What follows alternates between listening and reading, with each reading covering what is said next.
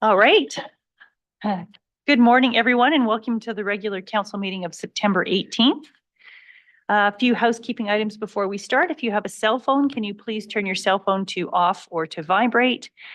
Please note that council meetings are now being live streamed, recorded, and retained.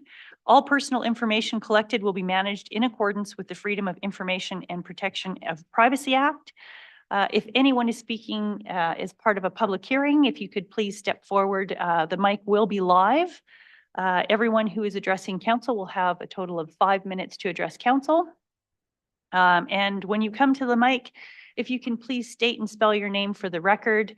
We do this to ensure that we have accurate minutes and that the minutes reflect the correct spelling of your name. With that, I will start with introductions, and I'll start with Ryan, please. Good morning, Ryan Morrison, Director, Operational Services. Good morning, Chris Ratchet. I'm Director of Legislative, Community and Agricultural Services. Good morning, Jessica Ross, Assistant Director of Planning and Development Services. Good morning, Jeff Holmes, Chief Administrative Officer. Morning, Greg Harris, Councillor Division 2. Good morning, Jennifer Letts, Division 7 Councillor. Good morning, Alan Miller, Division 3 Councillor. And good morning, Angela Albers, Division 5 Councillor, and Reeve. Good morning, Peggy Johnson, Division 6 Councillor. Good morning, Dwayne Fulton, Division 1. Good morning, Laura Catmans, Executive Assistant. Good morning, Rhiannon Pohl, Planning Technician. Good morning, Shelley French, Communications. Thank you. And a quick shout out to the town of Olds for allowing our council to utilize their building while we were being refurbished. And thank you to administration. Everything looks great and we're very happy to be back home. So with that, we have an agenda in front of us. Do we have any changes or amendments to the agenda? Seeing none, could I have a motion to adopt the agenda, please? Moved by Councillor Letts. All in favor? And that motion's carried. We have regular council minutes of September 4th. Is there any errors or omissions in those council minutes? Seeing none, could I have a motion to adopt the minutes, please? Moved by Councillor Miller. I'll call to question. All in favor? And that motion is carried. So that takes us right into our public hearing. So we'll move on to 4.1.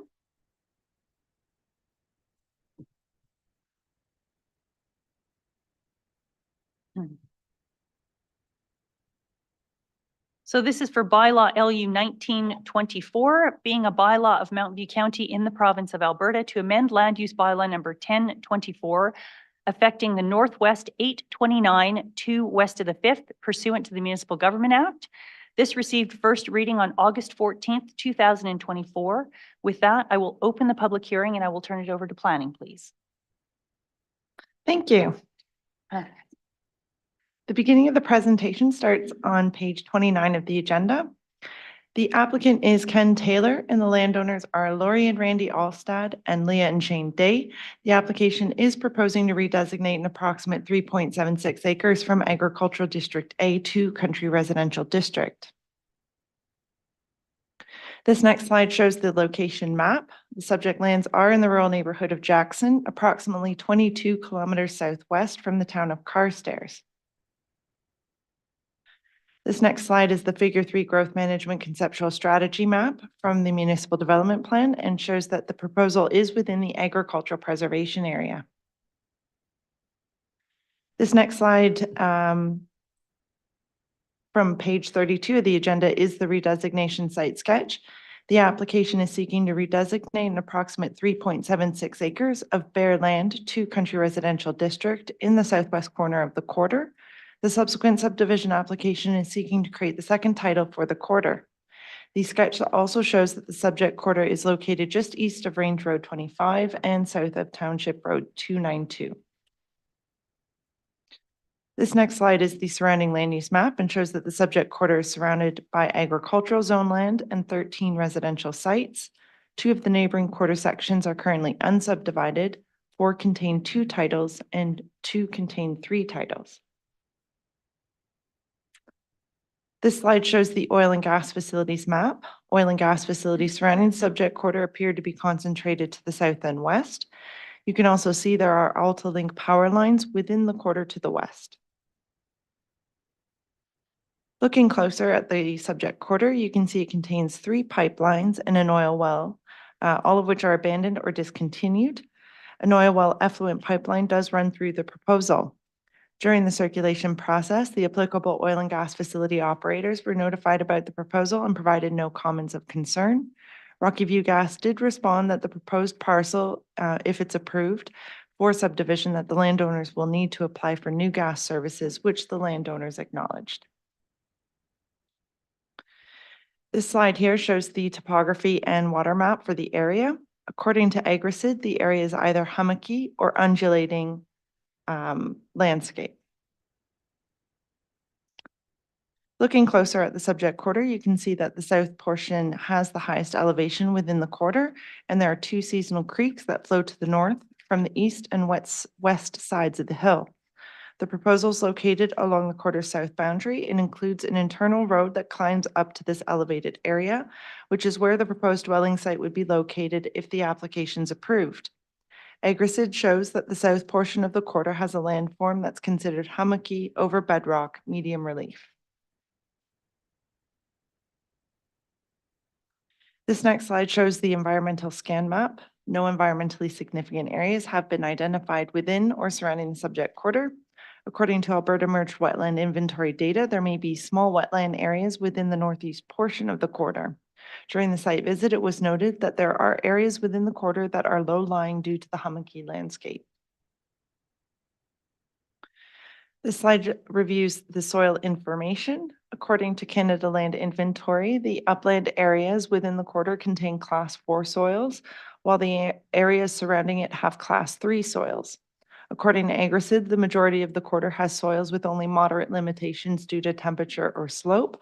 However, some of the soils within the low-lying areas have severe limitations due to drainage. The farmland field sheet shows that the subject quarter contains soils with 4 varying levels of capability. Most of the quarter contains soils with a farmland assessment rating that ranges from 70.5 to 83%. The soils with the greatest limitations appear to surround the seasonal creeks, having a farmland assessment rating of 39%. This next slide is the site dimension sketch showing the proposed parcel in the quarter's southwest corner.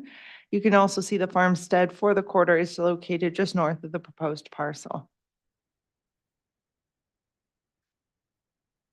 Page 41 of the agenda shows historical aerial images of the quarter going back to 2008. In some of the wet years, you can see the unclassified creeks and the natural drainage within the quarter due to the topography. The application states that the proposal was not located in the quarter's northwest corner due to drainage issues at this location. The proposal is in an area that is least impacted by drainage. This next slide shows images of the proposal's internal access. You can see that the access climbs up the hill along the quarter south boundary and that the proposed future building site would be located on the top of the hill. This next slide shows images of the proposal area from near the top of the hill. Photo A shows the proposed south boundary looking to the south, running along the quarter section line. You can see within the quarter to the south that there is a future building site for residents. Photo B was taken near the proposal's north boundary looking to the south, and you can see there is sufficient space that is relatively level for a future building site. The landowners outlined that the cattle prefer to graze in the lower land areas within the quarter, as this area on the top of the hill has the shallower soils and grass is less abundant. These photos were taken along the proposal's west boundary, adjacent to the proposed future building site. Photo A is looking to the north, and you can see the farmstead that is north of the proposal. Photo B is looking to the south, and you can see the west-facing slope that goes down to the range road. The applicants have stated that they did not want to locate the proposal closer to the range road due to drainage from this hill that can flow down the hill to the west. This next slide shows areas within the proposed remainder of the quarter. Photo A was taken from the proposal area looking to the northeast corner of the quarter. You can see there's a dwelling site within the quarter to the east. The landowners within this residential lot provided a letter of support of the proposal's location, as they did not support the proposal adjacent to their property. They also highlighted that Township Road 292 that is on the north side of the quarter, is a busy road, and thought that locating an additional residential approach in the quarter's northeast corner could add to the road's congestion. Photo B shows the northwest corner of the quarter, and you can see that this area is a low-lying area. This slide shows development within the farmstead of the proposed remainder, which consists of a manufactured home, detached garage, an ancillary building that's under construction, a greenhouse, a few sheds, a chicken coop, paddocks, and a few grain bins. During the site visit, it was noted that the north portion of the quarter was being used as horse pasture. The south portion was being used for cattle, while the farmstead contained areas for pigs, sheep, and chickens. This slide shows access and sight lines. The left side shows the sight lines to the proposed remainder, and the right side shows the access and sight lines to the proposal. The county's Operational Services Department were notified about the application as Range Road 25 was identified as being less than 6.8 meters wide. The non-conforming road inspection confirmed that the road would be acceptable for the proposal. Should the application be approved, one condition of subdivision will be to ensure that the access to the proposal and to the remainder both meet the county's current access management policy. Also, the landowners will need to enter into a road widening agreement along the Range Road to allow for future road widening. The agricultural land use policies of the MDP were used to evaluate the proposal as it is seeking to create the first parcel out from the quarter. The subject lands are within the agricultural preservation area, which is a policy area that can consider a maximum of 2 titles for the quarter. And as the proposal seeking just to create the second title for the quarter, it complies. The applicant is seeking to create a bare residential parcel to allow for the future construction of a dwelling. The application seeking to redesignate these lands to country residential district, the appropriate land use designation for its intended use. Policy 339 aims to minimize impacts on existing agricultural operations. The applicants have stated that other locations within the quarter may be more difficult to develop due to drainage, and the proposal is in an area that does not contain the soils with the highest agricultural capabilities. The proposal utilizes an existing internal road that runs along the south quarter section line. The landowners have also outlined that the proposal's location limits impacts on existing agriculture as cattle prefer to graze in the lowland areas of the quarter where there's more abundant pasture land. The proposal is slightly larger than the preferred parcel size of 2 to 3 acres. However, policy 3313 may allow for larger parcels in order to meet setback or due to topography or easements. The applicants have stated that the construction of the dwelling site along the quarter's western periphery would experience challenges due to the fact that the elevated areas to the east drain towards the Range Road. Other locations within the quarter were not suitable due to drainage or concerns from a neighboring landowner. The proposal is designed with a panhandle to provide access to the elevated area within the quarter that has some limitations for agriculture, but is large enough for a future dwelling site. Although panhandles are not the preferred means of access to a country residential zone lot, it surrounds an existing internal road and will preserve the pasture land south of the farmstead. Administration can support a resolution of approval for the proposal. The proposal is within the parameters described in the MDP and the land use bylaw. The applicants provide additional information about the suitability of the proposal's location. During the circulation process, there were no letters of concern that were outlined from referral agencies, and there were also 2 letters of support from neighboring landowners that have been included as an attachment in the report to council. The proposal does comply with the policies of the statutory plan and the regulations of the land use bylaw, and council can consider the proposal for approval. That concludes my presentation, and the applicant is available if you have further questions. Thank you. Thank you. Does the applicant have any new or additional information they would like to provide?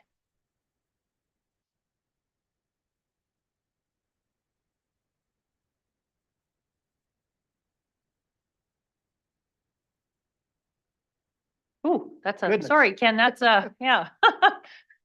Seemed to disappear in that chair. I'm sorry. There you- There you go. That's better. Good morning, Ken Taylor, representing the Days and Olsteds, which are both families are here to answer any questions that I can't. I believe Rayanne has covered it very, very well. Just a couple of points to outline. We do have letters from the Vanderkoys, which own the 40 acres directly south of where the Days would be building. And they support the fact of having neighbors up there and are quite happy with it because they're putting in a building site, which would be just across the fence line to the south. And so they're quite pleased with the fact of where they're picking this spot. Again, we picked that site because of the drainage, which isn't suitable on the west side of that hill, and everything would drain down to a building site if you put it down by the road. The road access or the developed access on the south end of the quarter was already there, and so we're just utilizing that road access to go up into there. And of course, it'll be part of the subdivision. The neighbors to the east, we have that letter from them indicating that they would have not wanted to support it because they have an acreage on the adjoining quarter to the east on their northwest corner. So this one would, if it went in that corner up there, then they're blocking the view and that type of thing. Not that they can stop it, but they would prefer them not to be there. The northwest corner of the quarter is again low and not suitable for a building site. So this one is a preferential spot. And I believe we've covered everything else, and Rayanne has covered it very well in the presentation. So with that, I would answer any questions you may have. Thank you very much. So I will open the floor to questions from council.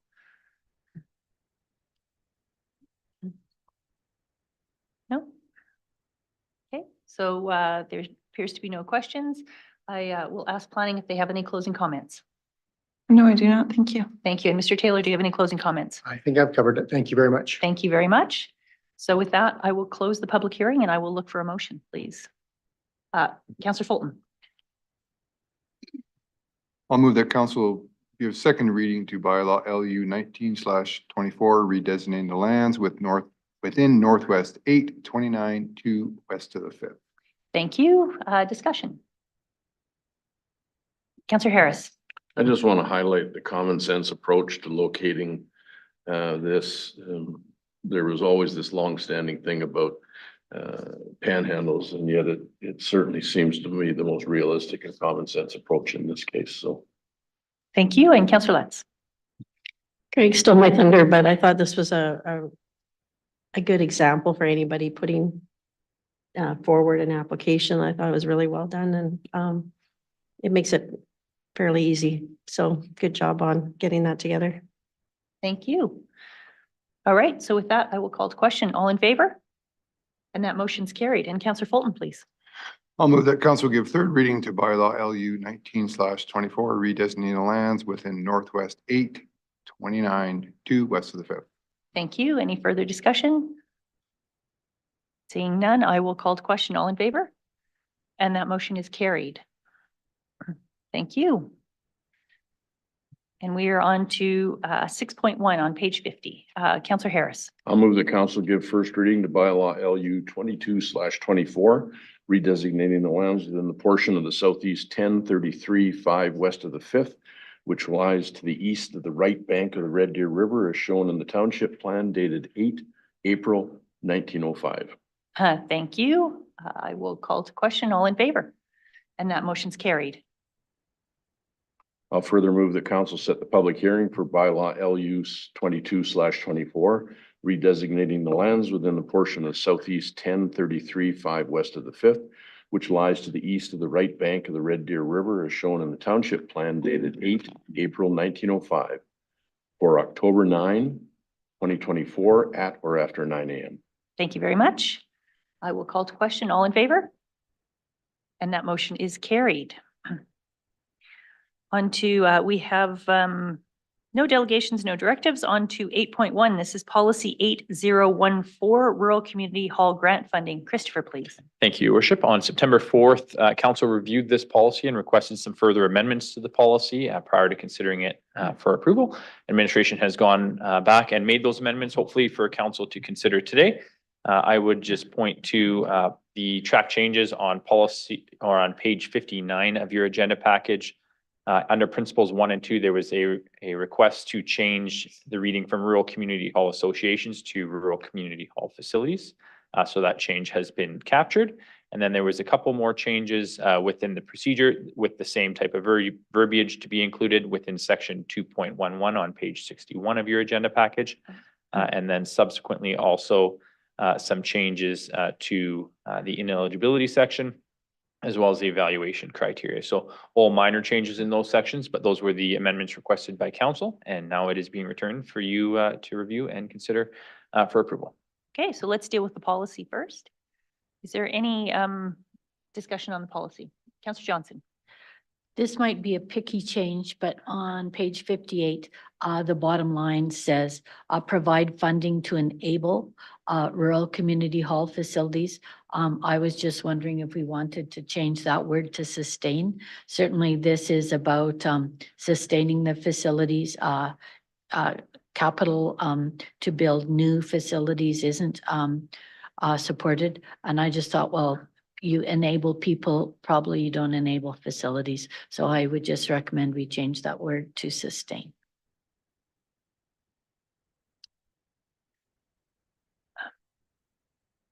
And my recommendation would be just to take enable and sustain all out.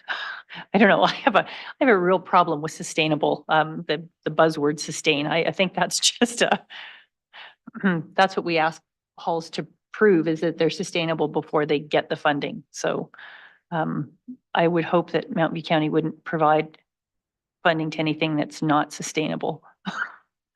But Councillor Johnson, your suggestion, so would you like to make a motion? And Sure. I would move that in policy 8004, principle 2, that we would change the word enable to sustain. okay. So then the motion is If I may, Reeve, I think Yeah. it's policy 8014, just a minor correction in the numbering. okay, yes. So 8004 is in supersedes the policy. Thank you. So we'll just we'll get in the practice of just putting those up now that we can do that fairly easy.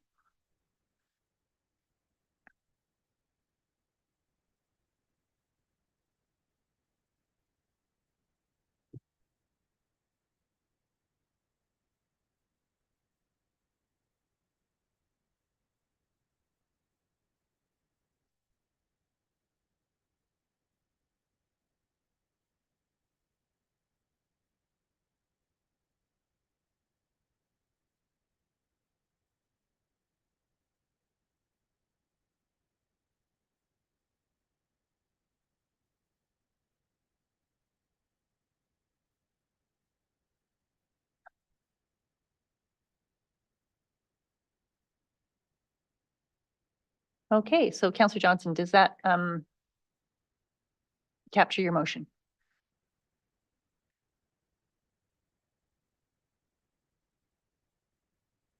Was it sustained Just or the- just sustained? Just sustain. Thank Okay. you.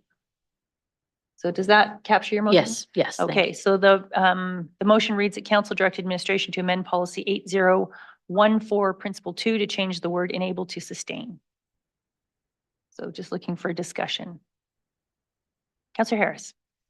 I actually like the suggestion of not having either of them in there. The more words you have in there, the more people can interpret on their own way and misinterpret. So to me, it makes more sense not to have enable or sustain. So I won't support it. Okay, any further discussion on that? No, I'm always concerned when we put words like sustain and enable, and it's especially when it comes to rural community hall facilities, and the fact that there's so much volunteerism that goes on there. I don't think it's the taxpayer that's going to sustain these. It's going to be the communities that do the support. So, Councillor Miller. I think in my mind, sustain also could be interpreted that we will continue to give them funding whether they're viable or not. So yeah, I wouldn't support it either. Okay, is there any further discussion? although I like the way you're going with this, Councillor Johnson. I'm going to call the question. All in favor? And opposed? And that motion's lost. So Councillor Harris, would you like to add anything? I would move that council remove the term enable from policy 8014 under principle 2.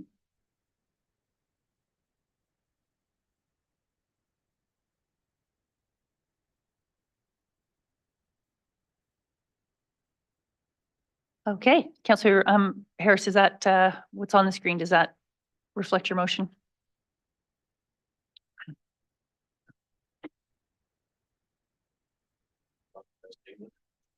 Okay, so the motion is that council direct administration to remove the term enable from policy 8014 under principle 2. Is there any discussion? Councillor Lutz. I'm just wondering, so the sentence makes sense if we could put providing funding to support rural community halls or something, because the sentence doesn't make sense if we don't put some type of word in there. If you read it out loud, Mountain View County supports community development in rural areas and participates in the following funding to rural community halls. Just wonder if it needs something. I think it works if we take out enable. Maybe Something different. Principle 2.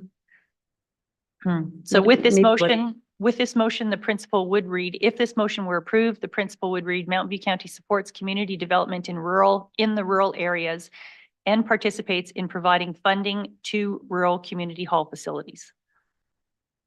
That's how it would read. Yeah. Okay, so we have a motion on the floor. Is there any further discussion on the motion? Okay, I will call to question. All in favor? And that motion's carried. Is there any further discussion on policy 8014? No? Then let's deal with the motion on the let's go to the procedure first in case there's anything that sparks an amendment to the policy before we approve support the procedure. Christopher. Thanks, Your Worship. So in the procedure, as I noted, just a couple of changes from the last meeting. Obviously, there's a lot of changes that were presented at the last meeting for council, but a couple of further amendments. Section 2.12 on page 61. We have administratively, just reviewing the procedure again, recommended that council include in here further clarification around the $8,000 threshold. The playgrounds also fall within here, so we feel it would be very difficult to have an $8,000 playground. So we're recommending that for council's consideration. 2.11 was a request from council to change to facility usage and to strike scheduled events, recognizing that this is more of an infrastructure-based procedure. And then just a couple of further changes to section 7 under the ineligibility, just clarification around the major capital projects that contemplate expansion aren't included here, as Councillor Johnson already alluded to. And I believe those were the only changes that resulted from the last council meeting. Okay, thank you. Are there any questions for Christopher on the procedure? Councillor Harris. So Christopher, 2.9, I believe I asked it before, but I just want to really get the clarity. The grant may be used towards operating or facility upgrade costs and expenditures for programs. And I'm wondering if having programs in there is going to could be misinterpreted for because we're saying for the actual hall infrastructure versus the rural community grant later on, which was events, programs, that kind of thing. What's intended for under programs?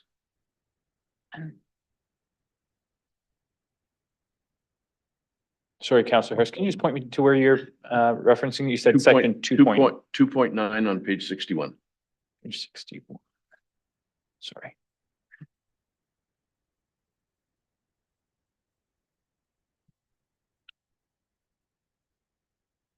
Yeah, I read that as operating programs. I'm trying to think of an example off the top of my head of as to what organizations may use. Dust suppression falls within here, so maybe that would be an operating program. Sydney, do you have any other ideas of things that people have traditionally applied for? Shaking her head, no. So I guess that would be the best I could have, but certainly council can strike it if they wish. Well, it's just my concern is these policies are probably the most read policies by our ratepayers. Because they have to be familiar with them and to fill out the applications. And if we get people interpreting that, say they hold pickleball and that's a program they have, then they apply under the Hall grant, and then that leaves Sydney with the issue of trying to sift through those. Even the addition of your term operating programs would make it clearer, I think. When we do have within there already operating costs earlier in 2.9, so I think it's likely redundant. So I don't see any issues with council striking that if council wishes. Okay, so that's a suggestion. I don't think, when it comes to procedures, Jeff, just checking, I get this confused sometimes. Do we make motions to amend procedures, or do we just suggest the recommendations and then the CIO makes the proposed changes? I mean, council can do either option. If, you know, if there is a desire to change the wording, a motion requesting administration amend the wording in 2.9 is appropriate. But you are correct, the procedure itself can be amended and the amendments can be signed off at the administrative level. Okay, But we always want to make sure they reflect council's Yeah. intent. so is that direction enough then? Jeff, again, I just want to make sure that we do this properly. Is this direction sufficient, or would you like a motion? No, Christopher's confirmed that he understands Councillor Harris's Okay. concerns, and as long as the rest of Okay. council's in agreement, we understand it. Okay, so I will just ask for, is there anyone on council opposed to the suggestions that Councillor Harris has just put forward for the procedure? Nope. Okay, so we learned with the governance discussion we had that is a way that we can affirm council's discussion or council's position. So that is direction to staff. Is there anything else that council would like to, so I'll go to Councillor Lutz first, please. Yep. Yeah, I was just wondering on the definitions, 1.7 facility. I like that definition for sure. But I'm wondering if it might be confusing to the reader when we say community hall facility. And then they read the facility, which is correct, if we should say that it's a community hall facility definition. Because when you just say community hall, I think of the traditional community hall where if it's a community hall facility, it takes in the indoor, outdoor services such as East Olds Baptist. It just maybe makes it a bit more easy for the reader to understand that, yeah, that works. That's part, I don't have to be a typical community hall. Okay, so your suggestion is instead of just facility in 1.7, we actually put community hall facility? Or have Christopher adjusted as you see fit, but the intent would be to clarify that community hall facility actually is facility. Yeah, I think that would be appropriate, your worship. I wouldn't want to change it throughout the policy to take away the community halls, because this is where everybody from the community halls looks. So I think community hall facility is a definition. In the would be appropriate. definition works. Sure. Okay. Is there anyone on council who is opposed to that suggestion? No? Okay, and Councillor Harris. I just want to see what council's interest would be in changing 2.12 on page 61. In the years that I sat on it when we had a separate committee, there were a couple of instances where community halls suffered things like furnace loss, those sort of things. So where it says shall be 8,000, I wonder if we could look at should or another term other than shall locks us into it is absolutely 8,000. And I like the idea of at least having that flexibility to help a community hall if they have a catastrophic failure of a furnace or a boiler or something like that, and they're certainly more than $8,000. Looking for discussion on this. Councillor Fulton. I can support that, definitely. I don't think we want to be locked in at a maximum level because we just can't predict what situations are going to come along. So if there's a term, maybe 8,000 or should be, I guess would be the right term, should be 8,000, then that at least would allow us to make the decision on an application that was in excess of that. Yeah, and for me, the purpose of putting the shall in there was specifically that, was to ensure that no community hall in 1 year got more than 8,000 because we were having so many requests. And so it was, I think the reason that we put this in there originally was to ensure that we were able to provide sufficient funding across all of the community halls because the requests were getting to be so extensive. So whether 8,000 is the right number or not, I think, again, it becomes very difficult if we put a should, then there is no hard, fast way to make sure that community halls don't request funding in excess of what everyone else would get. But that was my opinion. I'll just look towards everyone else. Councillor Harris. Yeah, they often request more, just because the cost of things has gone up. I don't think it changes that leaving the 8,000 number there gives them a good indication that without extending weighting circumstances, that's their limit, but should just gives us that flexibility. Okay, so I'm going to look to see if there's anyone opposed to changing that from a shall to a should. Councillor Lutz. Just before we go on that, maybe it's second point, the way you summarized it, maybe this isn't appropriate, but do we need to adjust the 8,000 all? Because we didn't really look at CPI or anything to increase that, so. So let's deal with the first Right. one first. Because I think if that gets changed from a shall to a should, then the 8,000 becomes less relevant. But we can deal with the actual dollar figure after we deal with the shall should. Is there anyone who is opposed? Again, realizing now that it is all of council that will be the committee of this, is there anyone opposed to changing the wording from a shall to a should in 2.12? No? Okay. So that gives council more flexibility. So then that's the direction on that, please. And then Councillor Lutz, discussion on the cap of 8,000. Historically, when was that number set? I'm just not sure of that. And has it been adjusted for inflation? I would say approximately 2022. It's a fairly new number that was added. Yeah, it was a fairly new addition based on the kind of the average ask, I believe. Christopher, is that correct? Yeah, that's right, Your Worship. We went through an analysis. What we were seeing is community halls were constantly applying for $25,000 projects, $20,000 projects, and they were constantly being denied because there wasn't enough funding left. And so the grant review committee was trying to allocate as much funding to everybody, but those large projects weren't being funded. So the request was to put the direction in here to try and give some direction to the community halls that's the general idea as to where those projects would be funded. And we went through and we looked at, small capital things like furnace replacements, hot water tanks is trying to fall under that number, whereas roofing projects would be in addition to that. That was where the 8,000 came from. Okay. So is everyone all right with that? All right. Is there any other recommended discussion? Councillor Harris.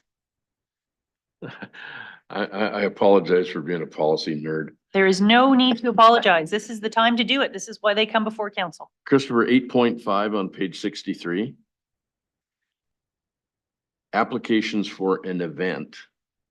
And again, I'm just wondering about clarity for someone that's working their way through this. If they see an event, and what we're really trying to do is put events, I think, into the rural community grant and facilities into this one. And I'm just concerned that might be misconstrued, where they could apply for an event under the facility grant. Yeah, that's a good point. Perhaps I would suggest that you just read application shall demonstrate and just pull that right out. Yeah. Does that work for you? That works for me, yeah. Okay. Just looking to council, is there anyone opposed to that suggestion? No, so that's direction. Thank you. I think that was a very good catch. Thank you, Councillor Harris. Is there anything further on the procedure? No? Okay, then we will go back up to, because we do need to approve our policy.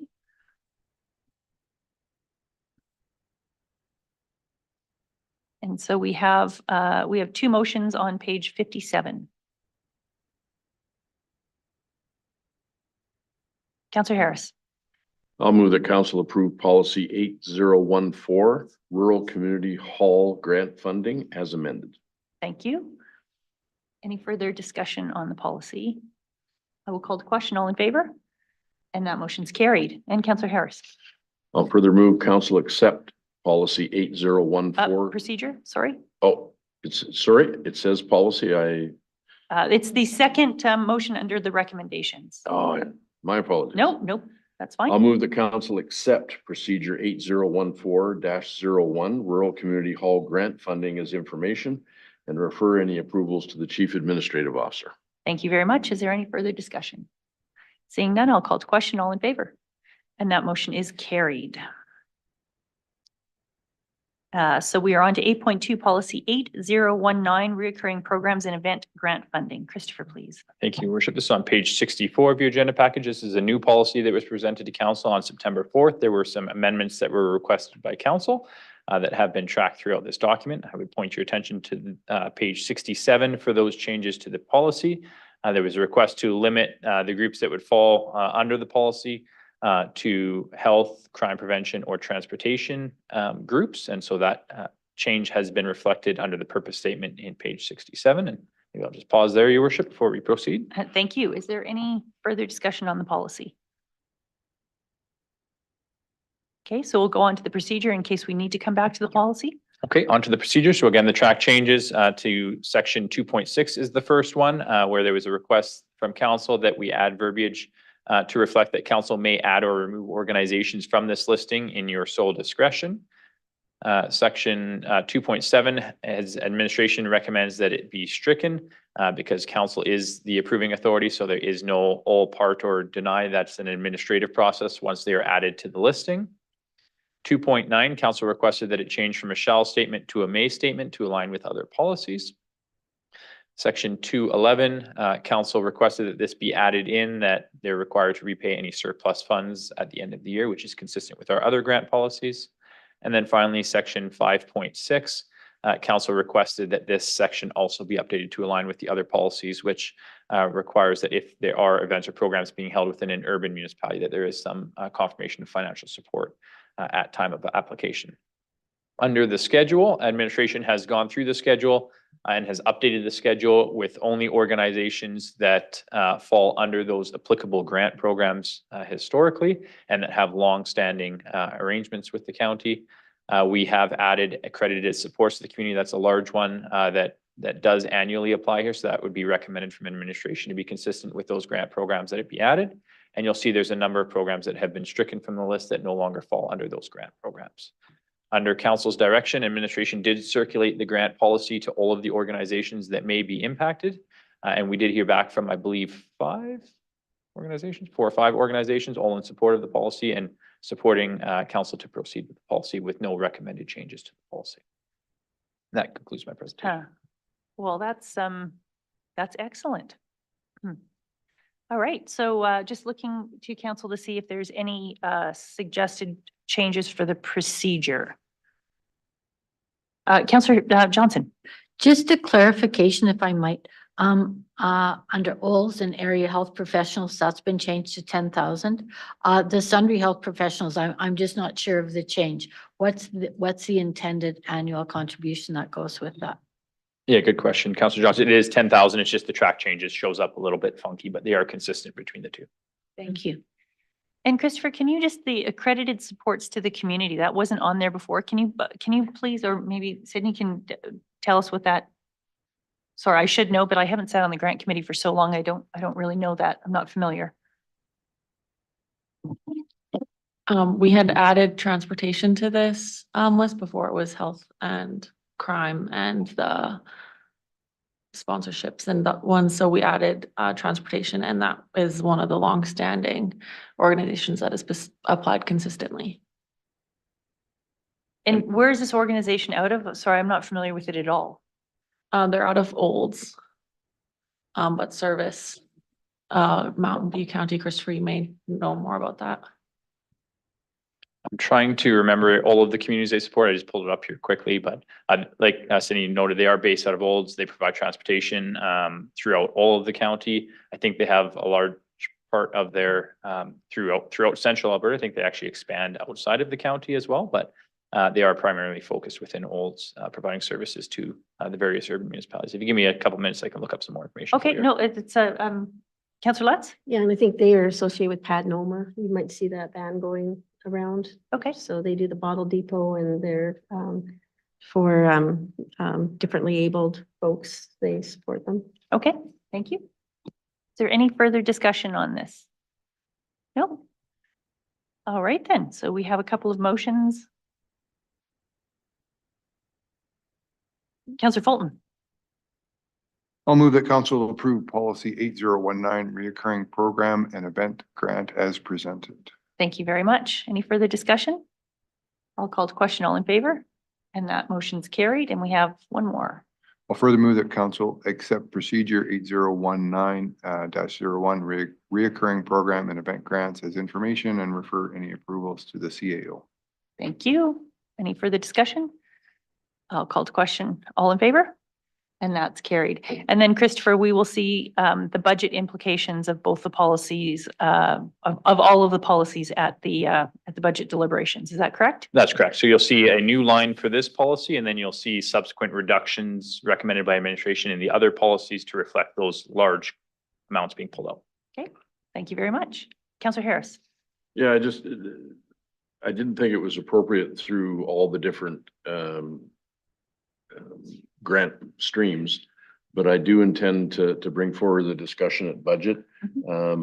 To Councillor Lutz's point about the sustainability of these programs and what we're going to do to ensure adequate funding down the road and going forward. Yeah, I think it will be a very great discussion. And I think going through these policies prior to the budget discussions is going to be very helpful to council. And I anticipate we'll have some great discussion moving forward.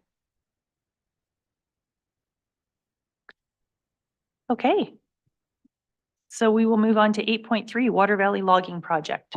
Christopher, please. Thank you, Your Worship. So council previously considered moving forward with some selective logging on the west half 2729-5 west of the 5th, which we note as the Water Valley lands directly to the west of Water Valley.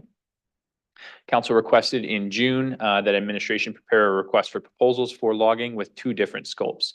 Scope number 1 was to remove all the merchantable timber and not to remove any or minimal non-merchantable standing timber, and to remove all down timber with the intent of increasing fire smart practices on the half section. Scope number 2 was to remove half of all merchantable timber, not to remove any non-merchantable standing timber, and to remove all down timber. So kind of just a reduced scope. Administration put out both of these scopes and did receive some quotes back. Scope number 1 was identified by proponents that it wasn't possible under the selective logging term because under selective logging, they're not eligible to remove more than 85% of merchantable timber. So we did have a proponent submit on scope 1 at the 85% number, not at the complete scope as council had previously identified. As I have within the RFP, based on the 2 proposals, scope number 1 at the 85% would generate somewhere in the neighborhood of $350,000 in revenue, whereas scope 2 would be a lower amount, closer to the $200,000 in revenue.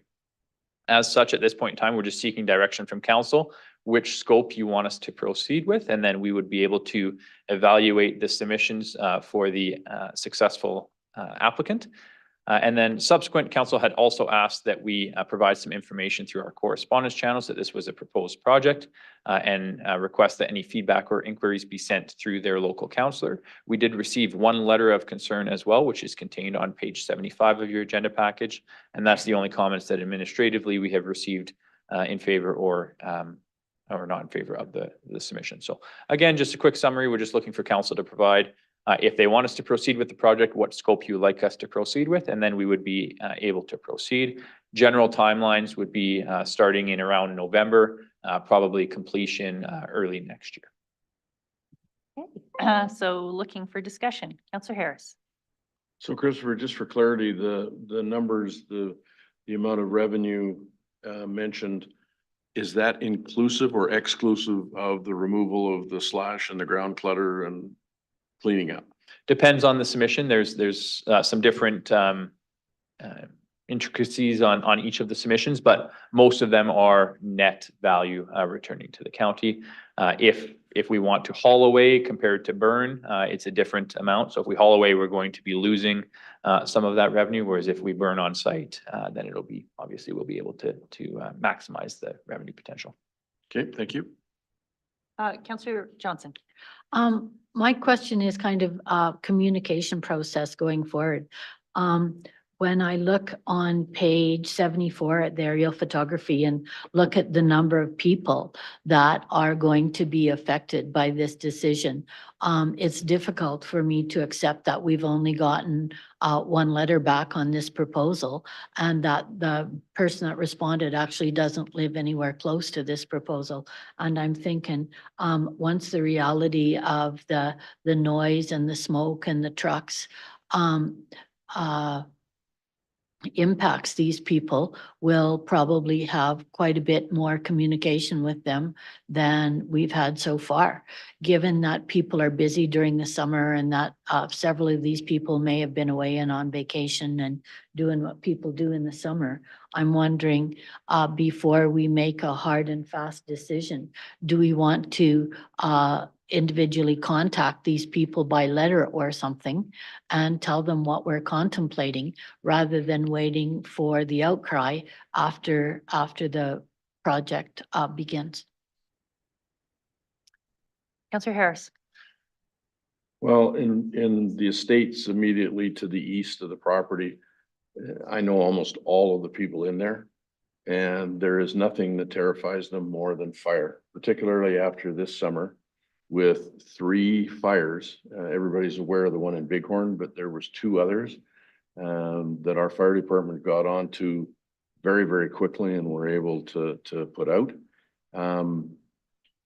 I've raised this issue on every single community meeting that I've been at. I have not found opposition in Water Valley to logging and making that area safer. Okay, thank you. Councillor Fulton. Just a question on the revenue side, where would that revenue go to? Could we direct it to a specific account or does it just go to general? Jeff?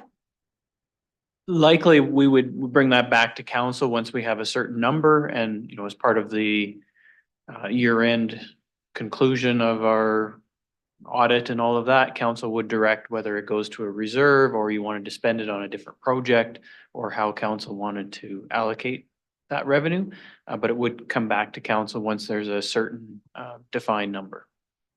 Okay. Councillor Johnson. I'm wondering too, when I look at the scope of this, I'm wondering what biological or ecological studies will be done prior to logging. I guess I understand the idea of people's fearfulness about fire, but I'm thinking this is a pretty complex ecosystem, and even the down logs do provide homes for critters. I'm wondering what ecological studies we're going to do before we proceed with this project. So I think this is council's direction. So if council would like to do any studies prior to doing any of this work, then it's up to council to determine what studies they would like done. But I believe right now the direction, Christopher, is not, we haven't put any motions on the floor to do any studies prior to any work being done. Is that correct? That's correct. Under the submissions, the proponents did have to submit forest management plans, which identifies any areas that they have identified as sensitive, which ones they would like to or look towards avoiding. They have identified a couple seasonal creeks in there that need to be avoided for any type of selective logging. Most of the logging's in the north portion of the half section.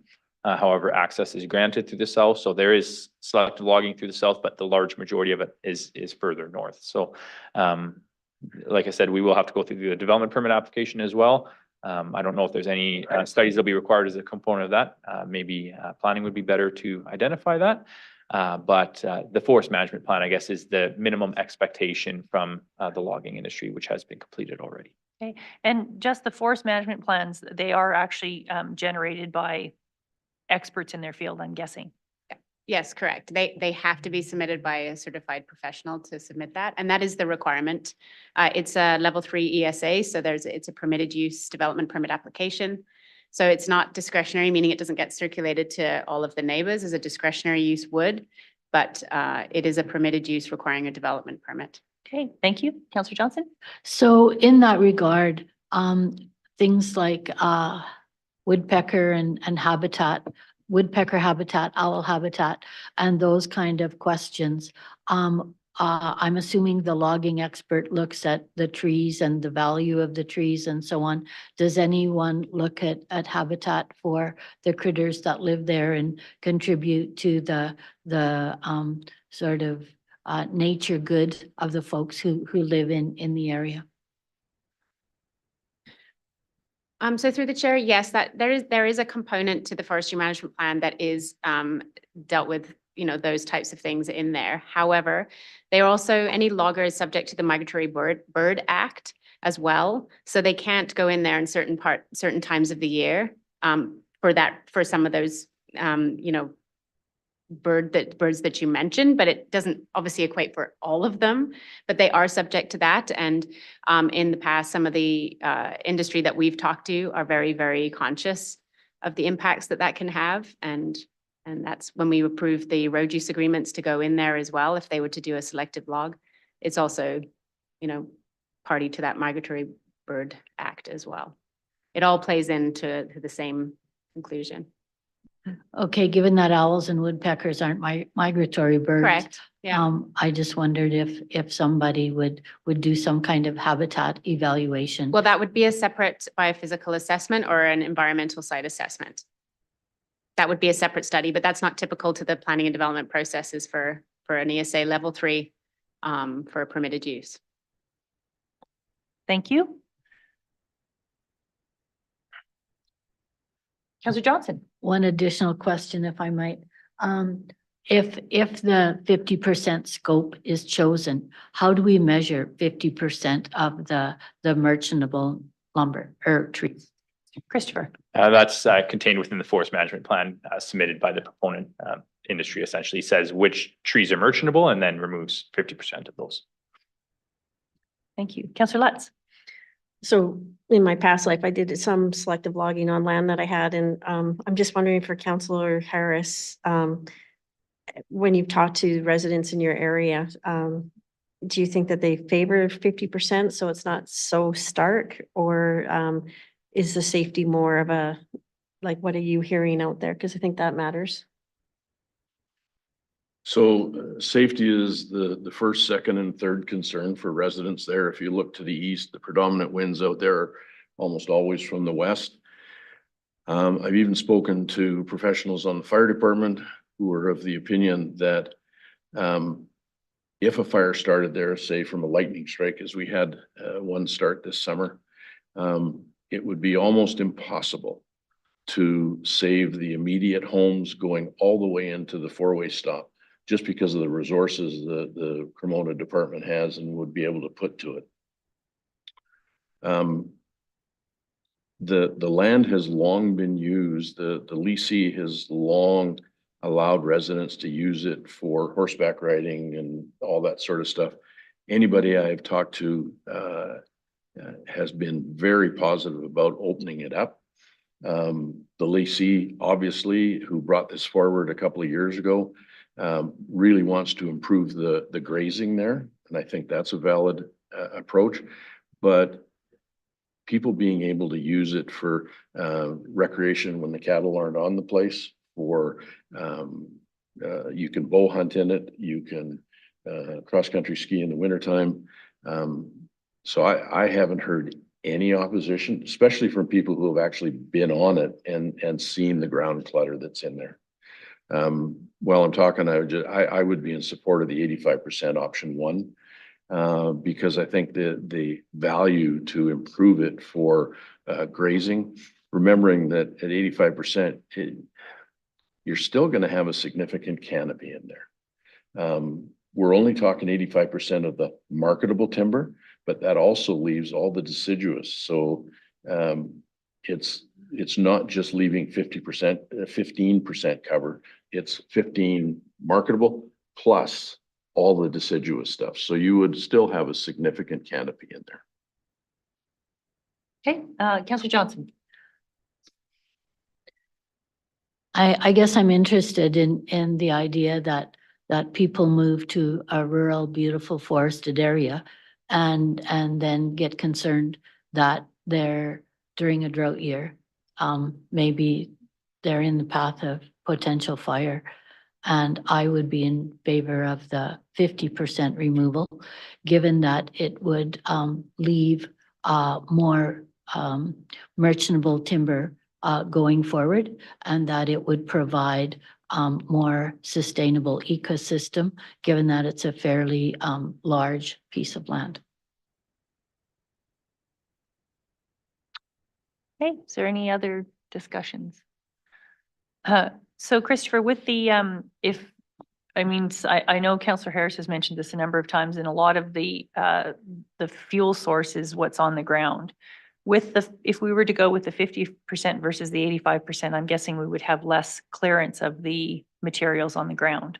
Is that, or would we still get a good portion of the materials on the ground cleaned? Yeah, there should still be a strong portion of down timber that's cleaned up. They're not going to go into a tree stand that has non-merchantable timber and clean it up, because there's obviously risk to damaging the standing non-merchantable timber. However, with a 50%, you know, I'm confident they'll be able to pull up a good chunk of it, better than whatever is there right now, obviously, but not to the full scope of going to the 85%. So it's kind of the middle ground, I guess, of they'll clear up a good chunk of it and take the 50% of merchantable timber. Okay, thank you. So I'll go to Councillor Miller first. So looking at the overhead there, the aerial, it looks very, very heavily populated with trees. So it's very thick. So a fuel source, you know, looking at the neighboring properties there's been a lot of clearing done over the years. I think it's very important to take 85% in my view, which is still going to leave a lot. But that fuel source, if it continues dry, it just worries me so much that we would have a repeat of what's happened in other parts of the province. So I'm for the 85. Okay, thank you. And Councillor Lutz and then Just a Councillor Fulton. quick question. Did they give you a diameter on what merchantable timber is? What the diameter of the trees would be left? I can pull it up just 1 second.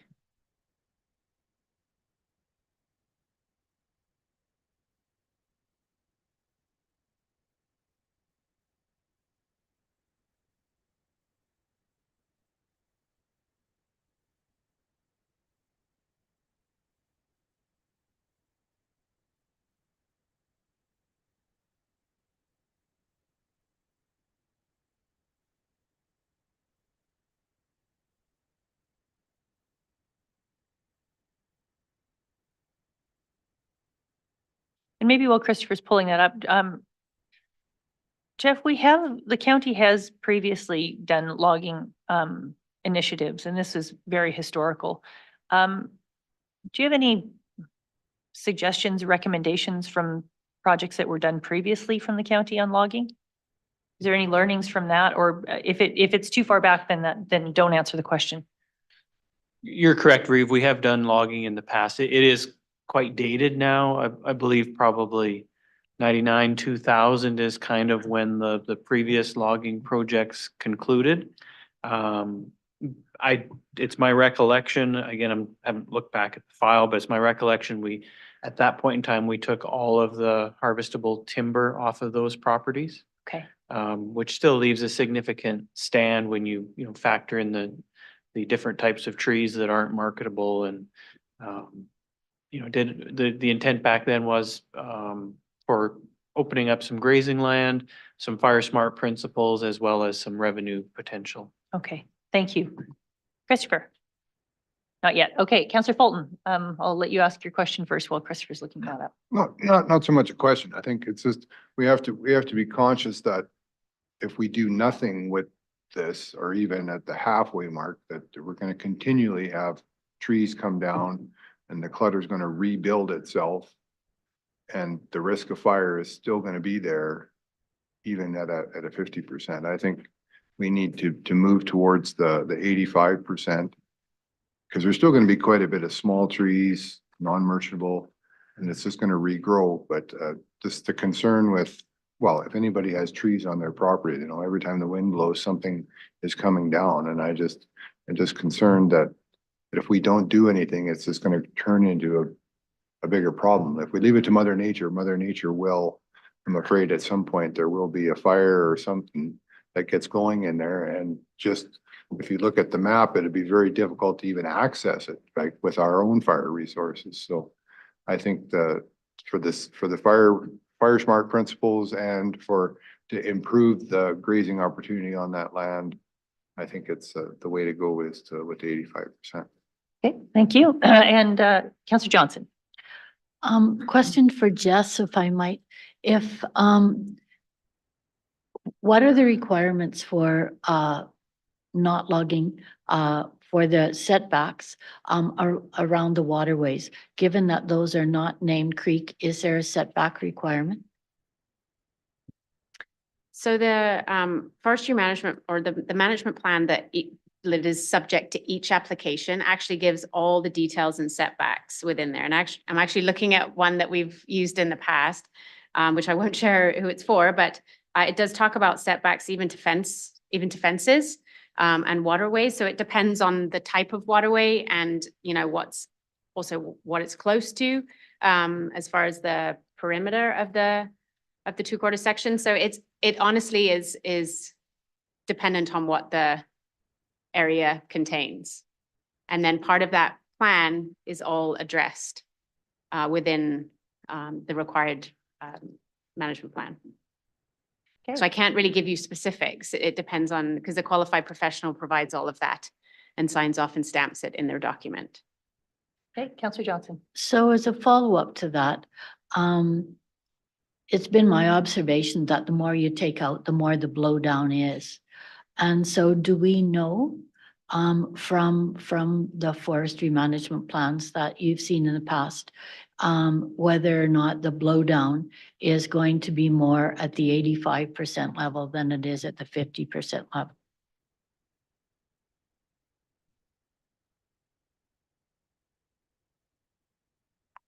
I think that's probably a tough one to answer. Yeah, it's a very difficult question to answer. Councillor Johnson, you are correct. We did witness some blowdown in some of our historic logging projects. And it makes logical sense that it's possible that if the stand is thinner, it might be more subject to that. But, it's going to depend on a multitude of factors, including environmental conditions, wind strength, the health of the tree. I think that's probably something that's would likely be addressed in the management plan, the harvest management plan that's prepared and completed. Okay, Christopher?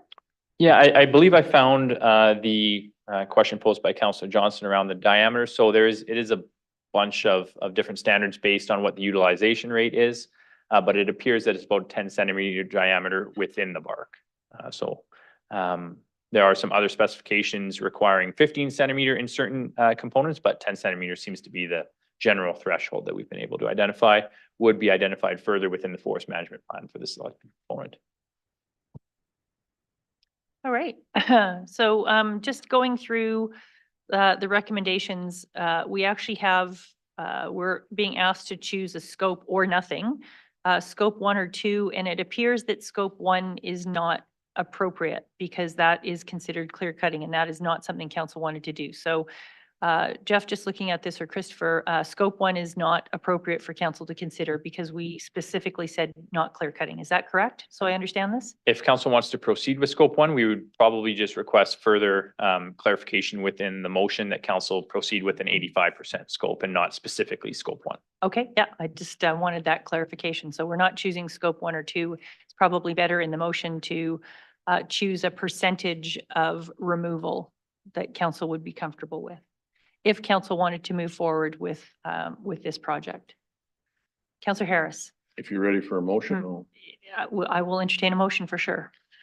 I will move the council request that administration select a proponent for logging at the west half of 27-29-5 west of the 5th, following an 85% marketable timber target, and proceed with a development permit application for the project. Okay, so now we actually have a motion on the floor, so we can discuss the motion. Councillor Letts. Do we have to include remove all down timber? Just to be clear on that, that's the expectation? It was in scope 1. Councillor Harris, would you like to, are you comfortable amending your motion to add that? Absolutely. Following, did you put it up there? Yeah, Laura? we'll wait till the motion comes up and then we'll make sure that we have your motion. I haven't read your motion in yet, so we can still, I haven't confirmed your motion.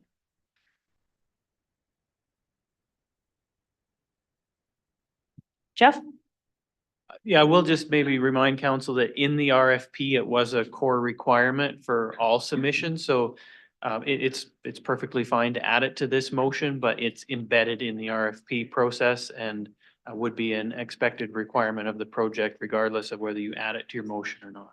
I think for good governance, it's probably very reflective of the public will see the motion, so I think it's probably worth adding it just for clarity. I have no problems adding it. Okay, so So that council requests that administration select a proponent for logging at the west half, 27-29-5 west of the 5th, following an 85% marketable timber target, including the removal of all down timber and debris.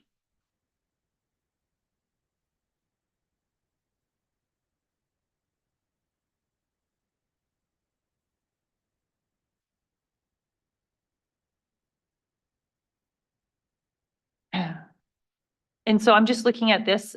So in the original, we didn't say debris. Is that in addition to the down timber? Councillor Harris, is that something in addition?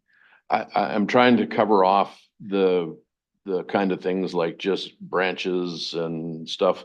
The term that's used is slash, but I'm not sure most people would recognize the term slash. So I was trying to use a term that would be, if anybody has a suggestion, I'm certainly open. Well, I would just suggest that we stay with the original wording as it's when that's what, maybe Jeff, just help us out a little bit here because I want to make sure that we're not adding something to the RFP that may change the bidding process. We already have those in. And so just adding in debris, I don't know if that changes the council's direction. Yeah, I don't think it fundamentally does. However, the slash is typically dealt with as part of the logging process. Okay, So again, it's perfectly fine to Okay. include it in the motion, but it's something that would be addressed through the process anyway. okay. Maybe just one comment on the wording of the motion. It talks about removal of the down timber. It's my understanding the intent would be to burn it on site. So perhaps different wording might be appropriate. So it doesn't imply that it will be trucked off site. Just a comment for council to consider. So that's how it was worded originally. Elimination? Oh. Elimination instead of removal, Laura? Okay, so before we have discussion, I just want to make sure that Councillor Harris, does this reflect your motion? Yes. Okay, so the motion reads that council requests that administration select a proponent for logging at the west half 27-29-5 west of the 5th, following an 85% merchantable timber target, including the elimination of all downed timber and debris, and proceed with a development permit for the project. Okay, so we have a motion on the floor now, and so we can discuss the motion. Is there any discussion on the motion?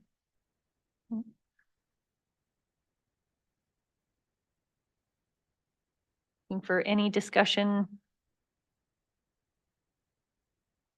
Okay, seeing none then, Councillor Johnson. So you're not proposing as part of your motion, Councillor Harris, that there be any kind of pre-project studies based on other critters that might live there? No, I'm familiar with forest management plans and harvest plans, and that's part of the process to consider the environment. I think that and the development permit process is more than adequate to consider those factors. Okay, thank you. Any further discussion? With that, then I will call to question on the motion. All in favor? And opposed? And that motion's carried.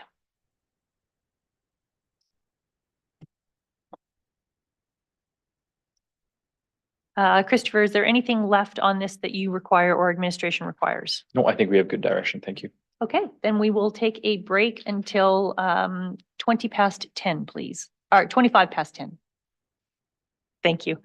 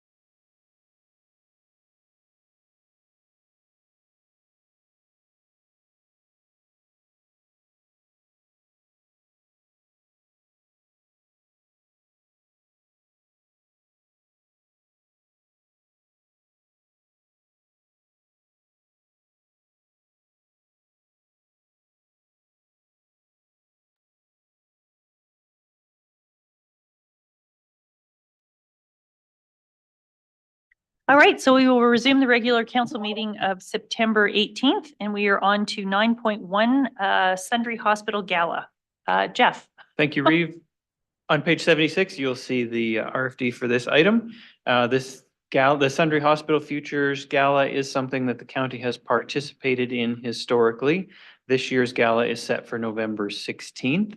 Historically, the county has purchased 2 tables and has filled those tables with a combination of councillors and volunteer members that support the Sundre Hospital. And the cost is $800 per table. I'd also note Councillor Johnson is on this committee, so I'm going to turn it over to Councillor Johnson to see if she has any additional information to add to this item. Thank you, Councillor Johnson. Thank you. Reeve Albers and I had the pleasure this last week of attending an open house at Sundre Hospital.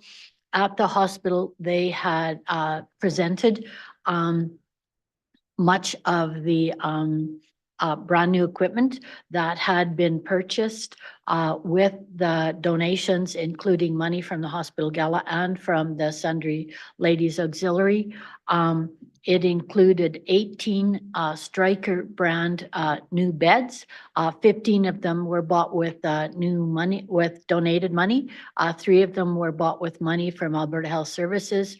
It included a portable X-ray machine and a portable ultrasound machine that were bought with donated money. Both of them during the open house were removed from the open house because by staff because they were needed in the emergency department there. It was a very, very impressive open house, and this is a really worthy, good way to spend money, and I would be pleased to make the motion. Councillor Johnson. I would move that council sponsor the 2024 Sundre Hospital's Legacy Gala by purchasing 2 tables for the event. Thank you.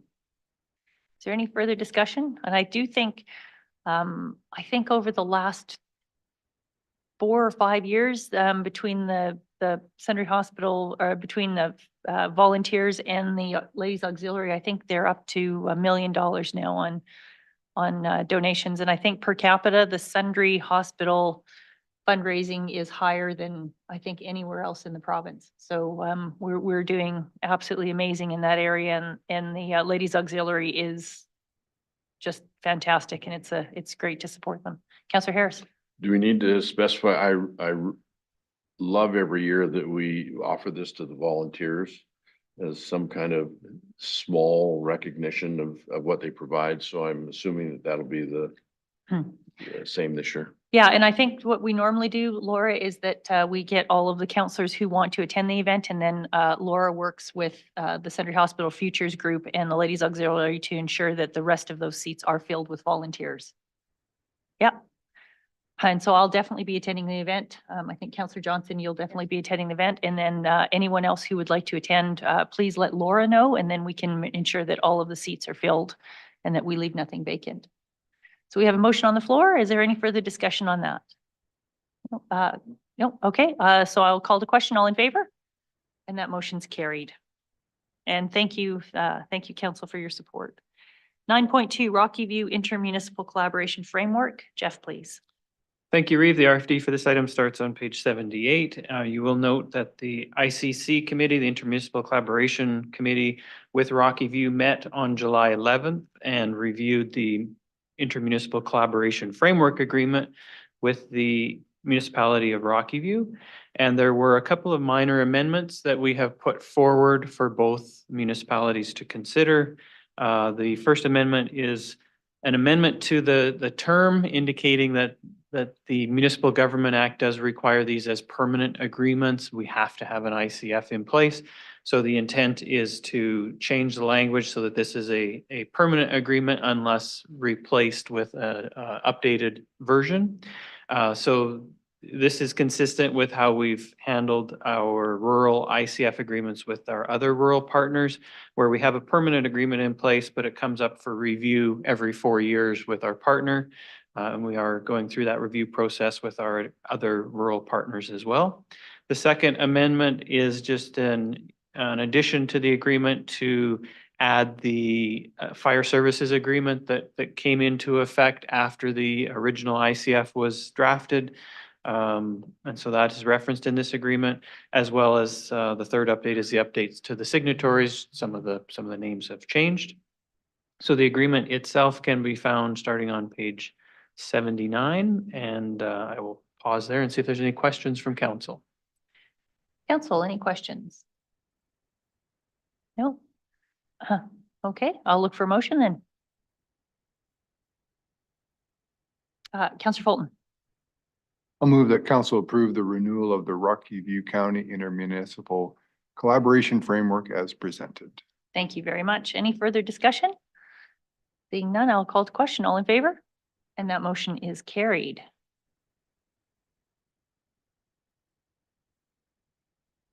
And we are on to 9.3, the Sundre Airport Concept Plan, Terms of Reference and Steering Committee Terms of Reference. Jess? Or, sorry, Jeff?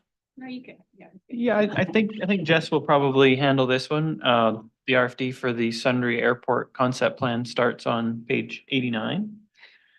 And we have presented a couple of options for council, and I will let Jess run through those options. Yeah, that's correct. So through the chair.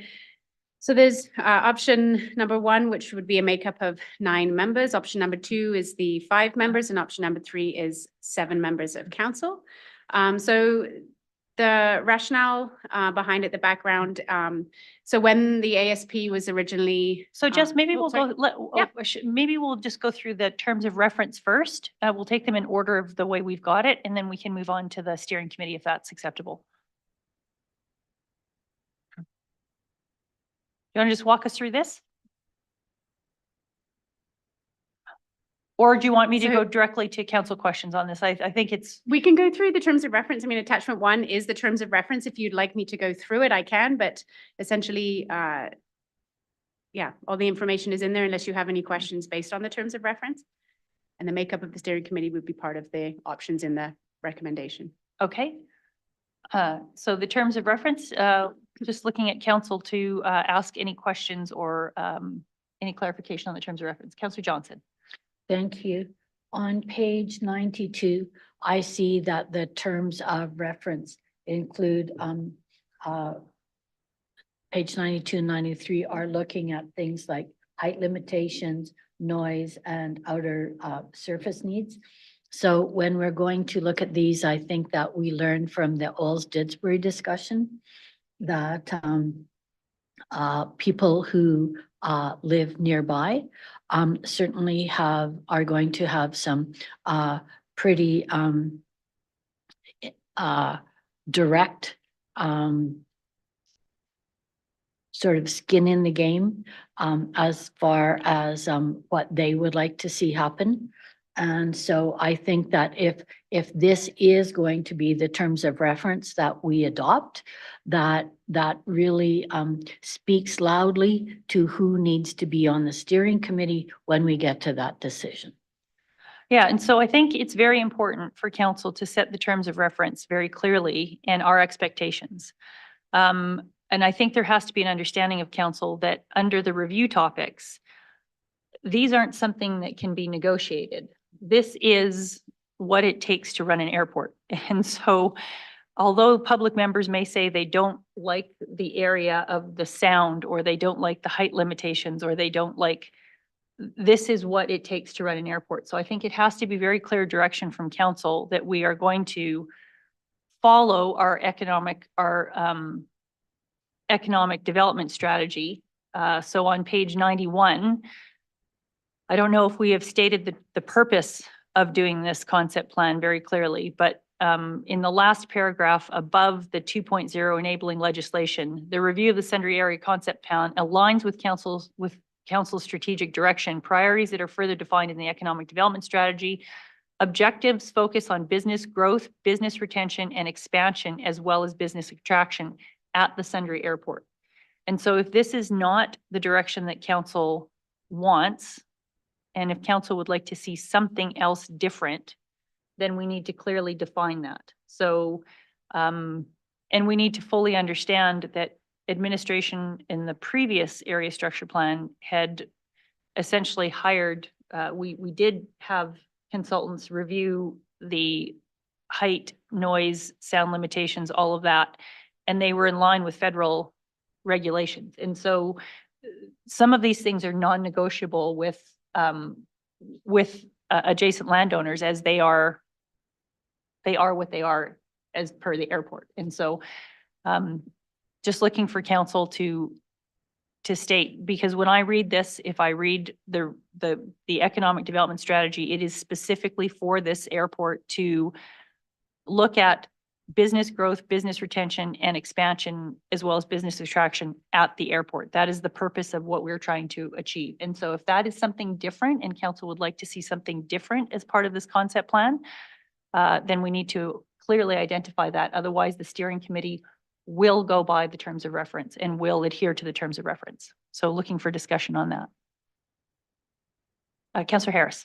So for me, this is not about whether or not the airport should be there. I'm not interested in hearing from people who just don't like airports.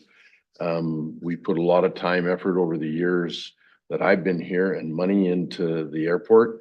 I'm confident that the terms of reference would allow people first to consider all the regulations that are required federally.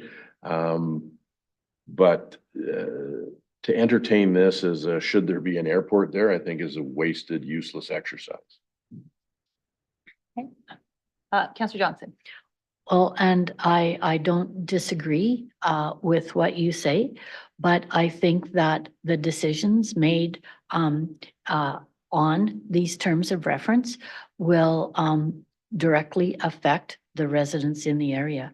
And I think they need a seat at the table so that the spokesperson representing the local people will have a voice. I think that's only fair. And so Councillor Johnson, again, we are not on the steering committee. We have to, council has to set, this is a plan. This is something that will be approved by council.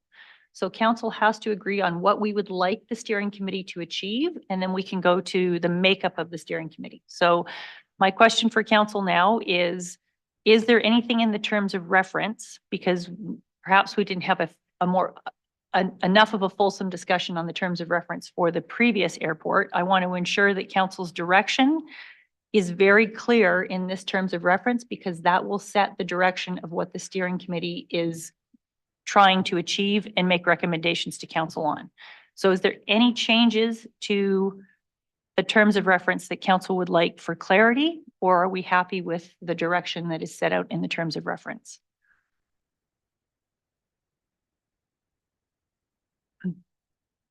Councillor Fulton.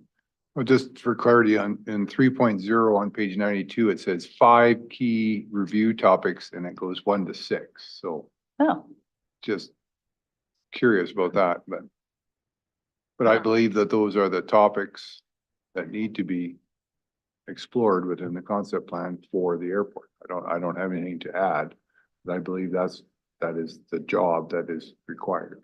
Okay, thank you. So maybe we'll just update that 5 to 6. Good catch, Councillor Fulton. Jeff? Yeah, thank you, Reeves. Jess and I are just having a discussion. I think number 6 is sort of a post-adoption of the concept plan, where the concept plan changes are, then you review the land use bylaw and the SAP airport district to ensure compliance with the new plan. So certainly for clarity, maybe it should be changed to 6. Okay, thank you. So we'll make that change. I think that is more, that's an administrative change as far, unless council, is there anyone opposed to that change? No? Okay, so we'll just make that change then. Is there anything else in the terms of reference that council would like to either get clarity on or discuss or add or alter? Councillor Johnson. Maybe just clarity on the 3rd bullet under 3.0, where it says consider flood hazard areas. I know that there has been a bunch of new mapping done, and I'm wondering if we're going to use the new mapping, even though it's not sort of totally ensconced at this point. What's the intent? Jeff? My understanding is we would use the current flood mapping studies that are approved and in place. However, as we work through this project, if updated mapping comes along, that would be introduced into the project as well. It would just depend on the timing of when the province makes any changes. So I think the most important thing that the steering committee will be tasked with is policies with respect to the floodway and the flood fringe. And then we always allow the opportunity in any of our statutory documents that if we get updated maps, the policies that are set in the statutory documents will apply to the updated maps. So I think that's probably the most important thing that the steering committee will have to determine is what are the policies around the hazard lands. Is that correct, Jess? Sorry, yeah, through the chair, that is entirely correct. If the mapping changes, they'll be advised, it'll go through the whole process as would any of our statutory plans, yes. And the plan would not need to come back, Jess, to update maps if maps change at the provincial or federal levels. Is that correct? Yes, that's correct. Okay. Councillor Harris. So just a question. I sat on the South McDougall flats and we had a representative from Sundre. I noticed in this one, the stakeholder involvement in 6.2 doesn't include the town of Sundre. I'm just wondering about the perception. We included them in one of the area structure plans. We're not including them here, or may when we get to discussing the steering committee, but whether or not we want to include them as a stakeholder. Well, and it's interesting because we don't have stakeholders as the public either. So yeah, so through the chairs, it was actually intentional in that regard. So when the area structure plan was going through its review and process, the Mayor Warnock was part of the steering committee at that time, and it was very much expressed that this is something that the town is supportive of in the process. So putting them as part of the steering committee was perceived to be not necessary in this regard, unless council views that differently. Sorry, the stakeholders though, that doesn't specifically mean the steering committee, right? This is in addition to the steering committee and in addition to the public. I'm just trying to figure out how you define stakeholders then. Stakeholders would be people that have any interest in this. So a person affected, person with the interest. What page are you looking at? 94 under stakeholder involvement. Stakeholders to be involved in the concept plan are, and then we've listed 4. But there's many more stakeholders that would be involved. Correct. So how do you define this list? So this is the typical list. This is typically what we would call a stakeholder list: internal departments, provincial agencies, public utilities, and Transportation Canada. And that's identified very broad in scope for a reason that it could have additional, we could have additional groups that we would be circulating to. Councillor Johnson? So, yeah, I think by, as I've already mentioned, that by leaving local residents out of the list, that's kind of an error. So I would move that we add local residents from the McDougall Flats area to the list.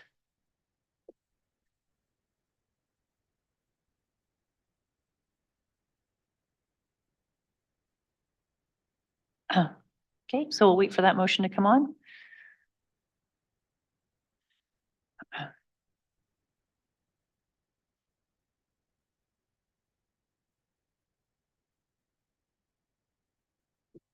Yeah, we'll wait till the motion comes up. To the list of stakeholder involvement. Thank you.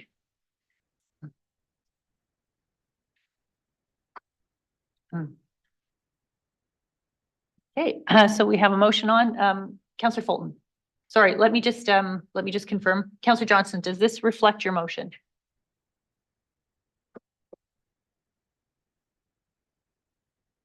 Yes, Okay. thank you. So the motion on the floor is that council direct administration to add local residents from McDougall Flats area to the list of stakeholder involvement. Councillor Fulton.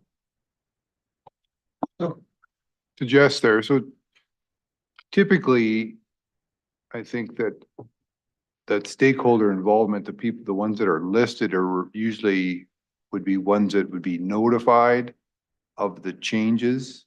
And then just in a circulation, and they would provide comments, right? Is that not typical, like, and we see that in other things where, thank you for letting us know, you know, we don't have any concerns, objections, anything to add to your plan, right? Is that kind of how this, you don't expect provincial agencies or public utilities to sit and be involved in it. It's more, they are referred within each area of concern, whether it's like a pipeline, oh, we don't have any concerns because what you're doing is not affecting our pipeline. Yeah, through the chair, that is correct. So this typical in 6.2, the stakeholder involvement would be the referred agencies that would be affected potentially by the changes that may be made or added to. So yeah, that's typically what that is. And I think like Jeff just said, I think it would be better to call that government agency involvement because there's provincial and federal involvement with those identified in 6.2. So perhaps that's a better wording to share on that one. They're essentially, referred the document. They're not actively involved in the creation of the document, but like the public would be, you know, comparative to how the steering committee is made up, but. Okay, Greg, Councillor Harris. So I just don't see the point of this. The previous section, 6.1, is all about public participation. I don't see a need to put it in under stakeholder, and I don't see them as stakeholders per se, as Jess has just outlined. They're not an organization, they're not an entity. And there's an entire section right before that that details public participation. So I don't see the point. Okay, so let me just, so Jess, your suggestion was, we still have a motion on the floor, so we need to deal with that. But your suggestion was to change the wording from stakeholder involvement to Government referral agency.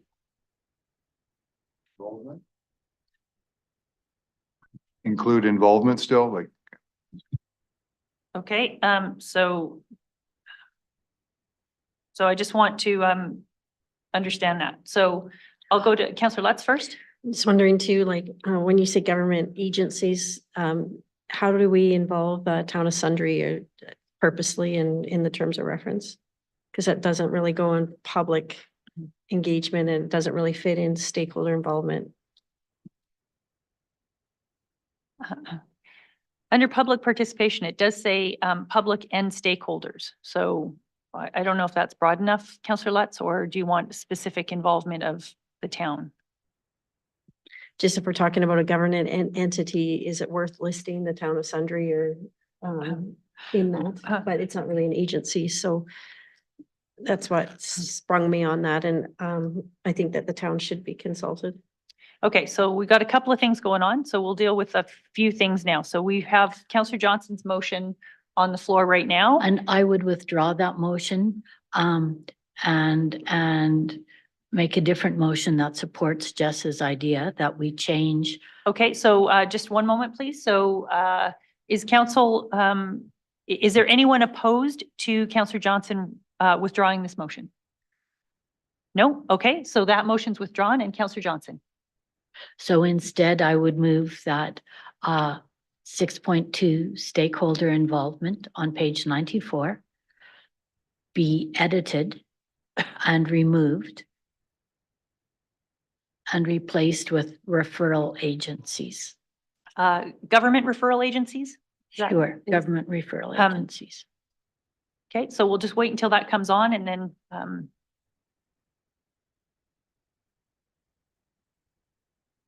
And the word stakeholders appears twice, so we'd want to remove it both times. Yeah.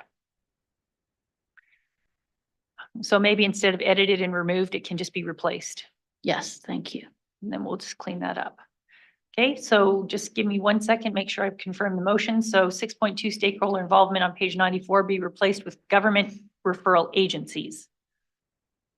So I'm looking at administration. Does that capture? I want to make sure that our motion reflects what's going to make sense. Yeah, perhaps just to be more specific, government and referral agencies, because the utility, public utilities. Okay, so government and referral agencies. Okay, so Councillor Johnson, does that reflect your motion? Are you? Yes, I just want to be sure the word stakeholder is removed as it appears twice. Okay, so maybe just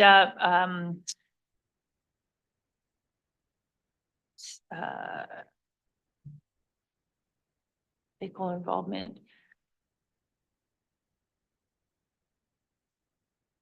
And also to remove stakeholder to be involved in concept plan and then, Yes, okay, and also to remove stakeholders to be involved in concept plan. Does that capture, Yes. does that, and then we just have then we would be left at the top with which would just say Mhm. government and referral agencies. correct. Thank you. Okay, so I'll ask one more time, Councillor Johnson, does that reflect your motion? Yes, thank you. Okay, so the motion reads, in 6.2, stakeholder involvement on page 94 be replaced with government and referral agencies, and also to remove stakeholders to be involved in concept plan. Okay, so any discussion on the motion? No? Okay, so I will call to question. All in favor? And that's carried, so that's removed. So now we'll go back to Councillor Lutz. I'd like to make a motion under the new heading 6.2 that we add the town of Sundre.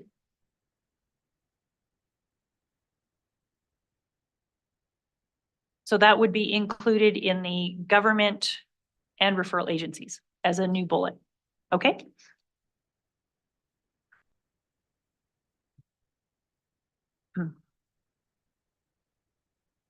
Okay? So the motion reads that the town of Sundre would be added under 6.2. Councillor Johnson, does that reflect your motion? Councillor, oh, sorry. Oh, Councillor Lutz, sorry. Aye. All right, so we have a motion on the floor. Councillor Fulton. Does your motion preclude them from being actually involved in the steering committee then? That's a completely different terms of reference, so I don't think so. Is that your intent, Councillor Lutz? Oh, can you just put on your mic? Sorry. It's just because we added government, it makes sense that they're included in that, so it's clear. I think the public involvement, I see them a little bit more than just public and a stakeholder. It's intentional that they are consulted. Okay, thank you. Any further discussion on the motion? With that, then I will call to question. All in favor? And that motion is carried. Is there any further discussion on the terms of reference?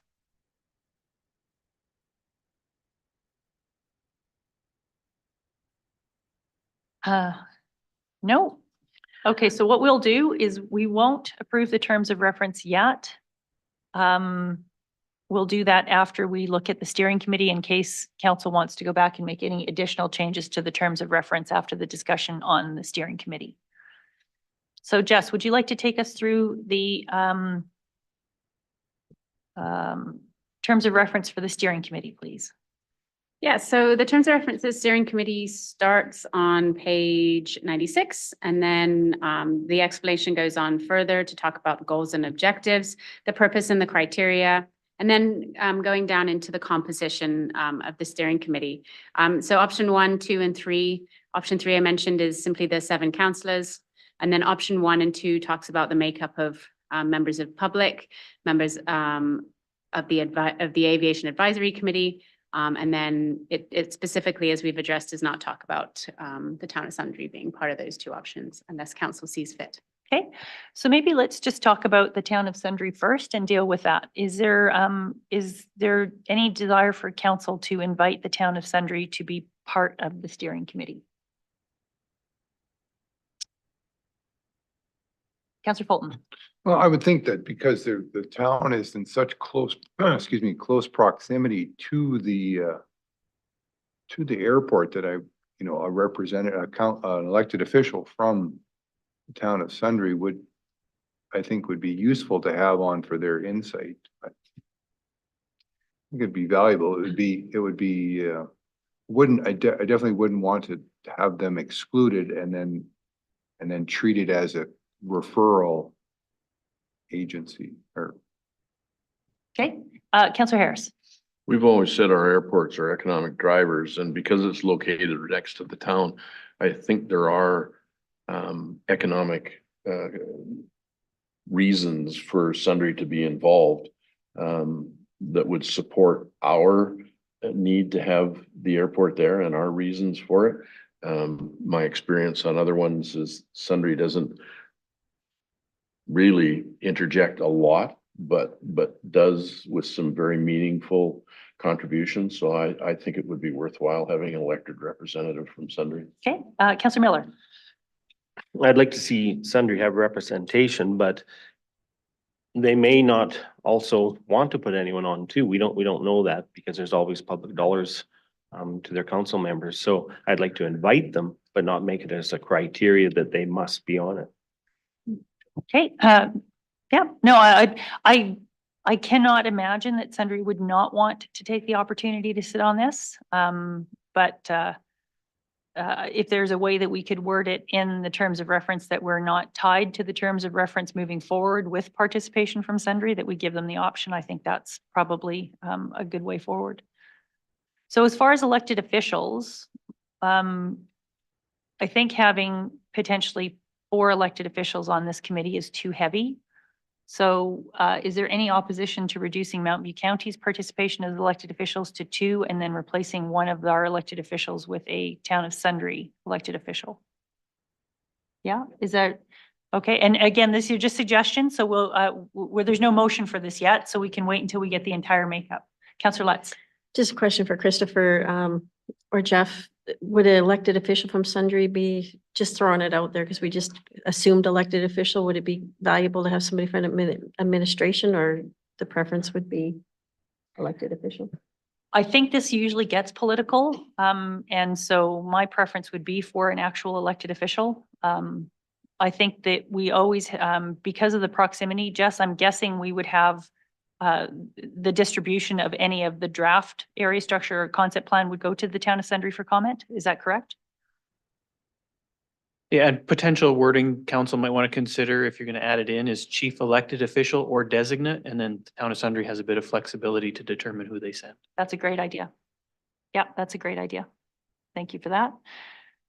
Okay, so then we're moving on to we'll just have the discussion, and then at the end, once we have the discussion, we can determine how many steering committee members we actually have, depending on who we want to have in, and then we can make a motion at the end. So this is just all preliminary discussions. We can change it as we see fit as we go.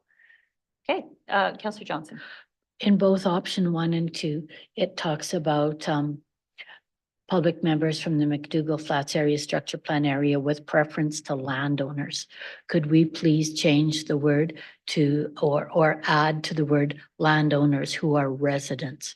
Because I think that if I'm a landowner, but I live in, I don't know, somewhere far away, I'm obviously going to have less skin in the game than if I'm a landowner who is a local resident. So I guess this is discussion for us. I don't see any need for it to be directly within the McDougall Flats area. So for instance, those that are on the top of the hill that have just as much impact from the airport, or even residents in the Bearberry or residents in Bergen, they are all equally impacted by this. So I would like to open it up. It's essentially not just an airport for McDougall Flats. It's an airport for the Sundre and surrounding area. And I think there's potentially a lot more people who could be impacted that would want to have an opportunity to participate as well. Councillor Lutz. Just on that point too, like public members, and then when we say landowners, do public members not, does that exclude businesses that might?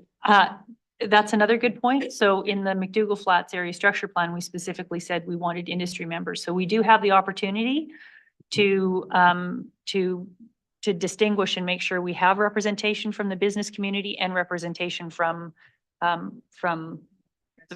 residents. So that's something we can discuss as well. Councillor Harris. Yeah, or even Jen just stole my thunder. Yeah, we have to have business representation there.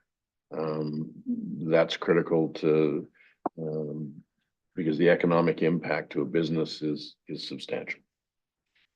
Okay. So does anyone have any idea or discussion on how big we would like this area structure plan committee? I think there's been a couple of, we either have 9, 7, or 5. Is there a preference, or do we want to just go through who we would like to all include and then come up with the number after? Okay. Councillor Harris? So I don't like any of the options. Option 3 it's not viable. Option 1, I would like to see the 3 council, 3 public members and 3 aviation advisory committee members, making sure that one of the council members is the invite to Sundre and one of the 3 public members represents business. Would be my suggestion.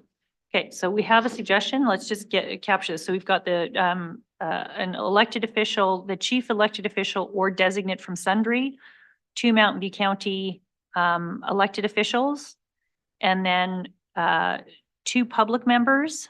I'm just trying to make sure I get this down, Councillor Harris, and then we can all massage it. So 2 public members, and then 1 industry business, and then 3 aviation advisory.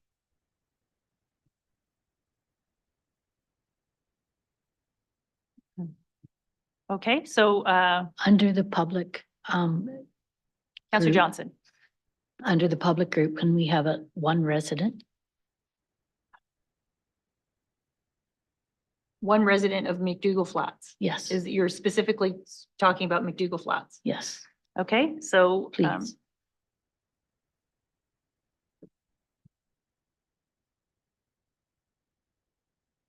so it could be McDougall Flats, 1 specific McDougall Flats and or 1 other public member. And that leaves us open to maybe it's 2 McDougall Flats residents. I don't know how we would word that, but we'll leave that with administration to figure that out. Reeve, if I may, I'll just maybe reiterate what I heard and council can confirm if that's correct. So under the public section, it's 3 members from the public with a minimum of 1 business and a minimum of 1 resident from the McDougall Flats area structure plan.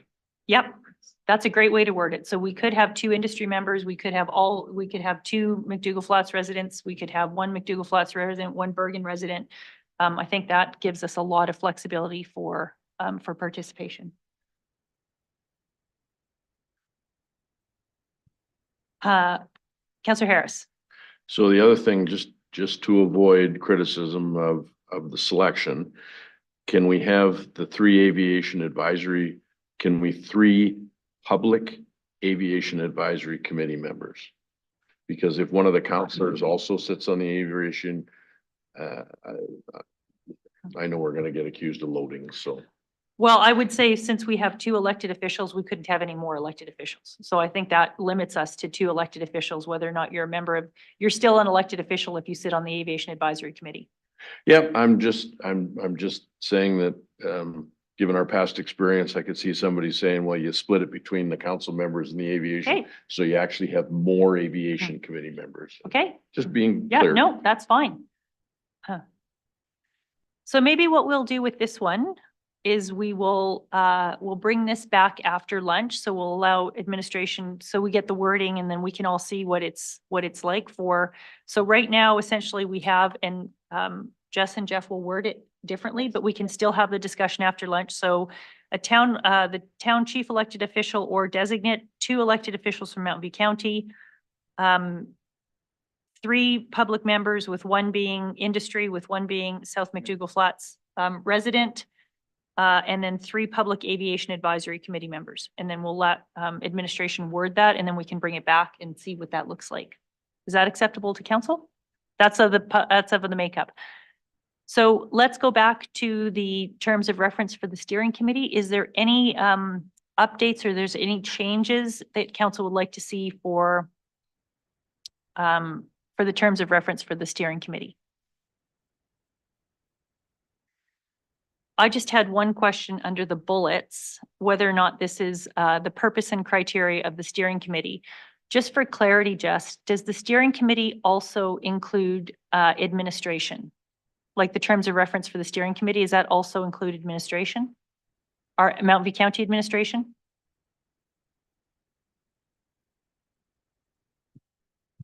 So typically, yeah, the administration is the support to the steering committee. So non-voting members basically. to the- Okay, so my point to that was under the purpose and criteria of the steering committee, it's to ensure that an open public participation process is followed. I see that more as our administrative duty, not the steering committee. So I just wanted to ensure that this meant the steering committee as a whole, as well as our administration, because that's really the role of our administration, is to ensure that process is followed. Is that That is correct. okay? Okay, just for clarity on that. Councillor Harris. Unless I missed it, what I don't see here is remuneration.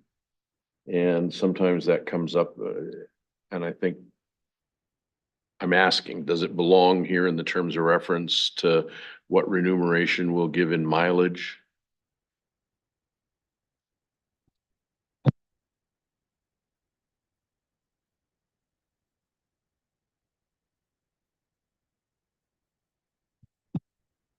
Maybe I'll just jump in on that one. I believe it's contained within our committees of council bylaw. I'm just looking through it right now that public members would be eligible for remuneration unless council is wishing to go a different direction.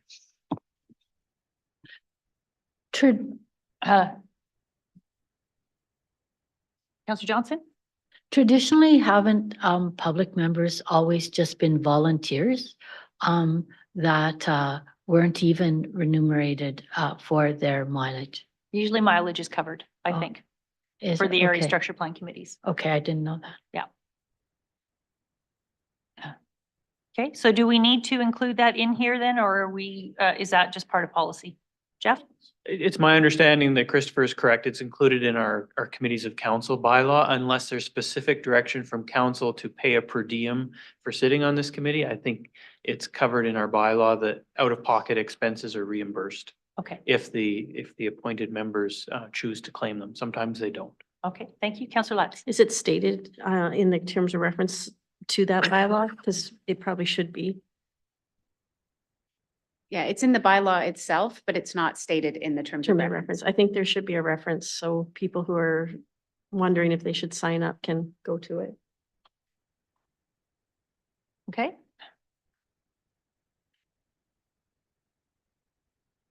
So is there any other, the other thing we need to deal with is quorum. So this is on page 98. I think there was a question from administration on, so we have selected a potential committee of 9. What would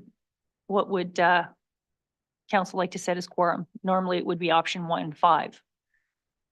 Is that acceptable to council? Okay, so we'll move forward with that.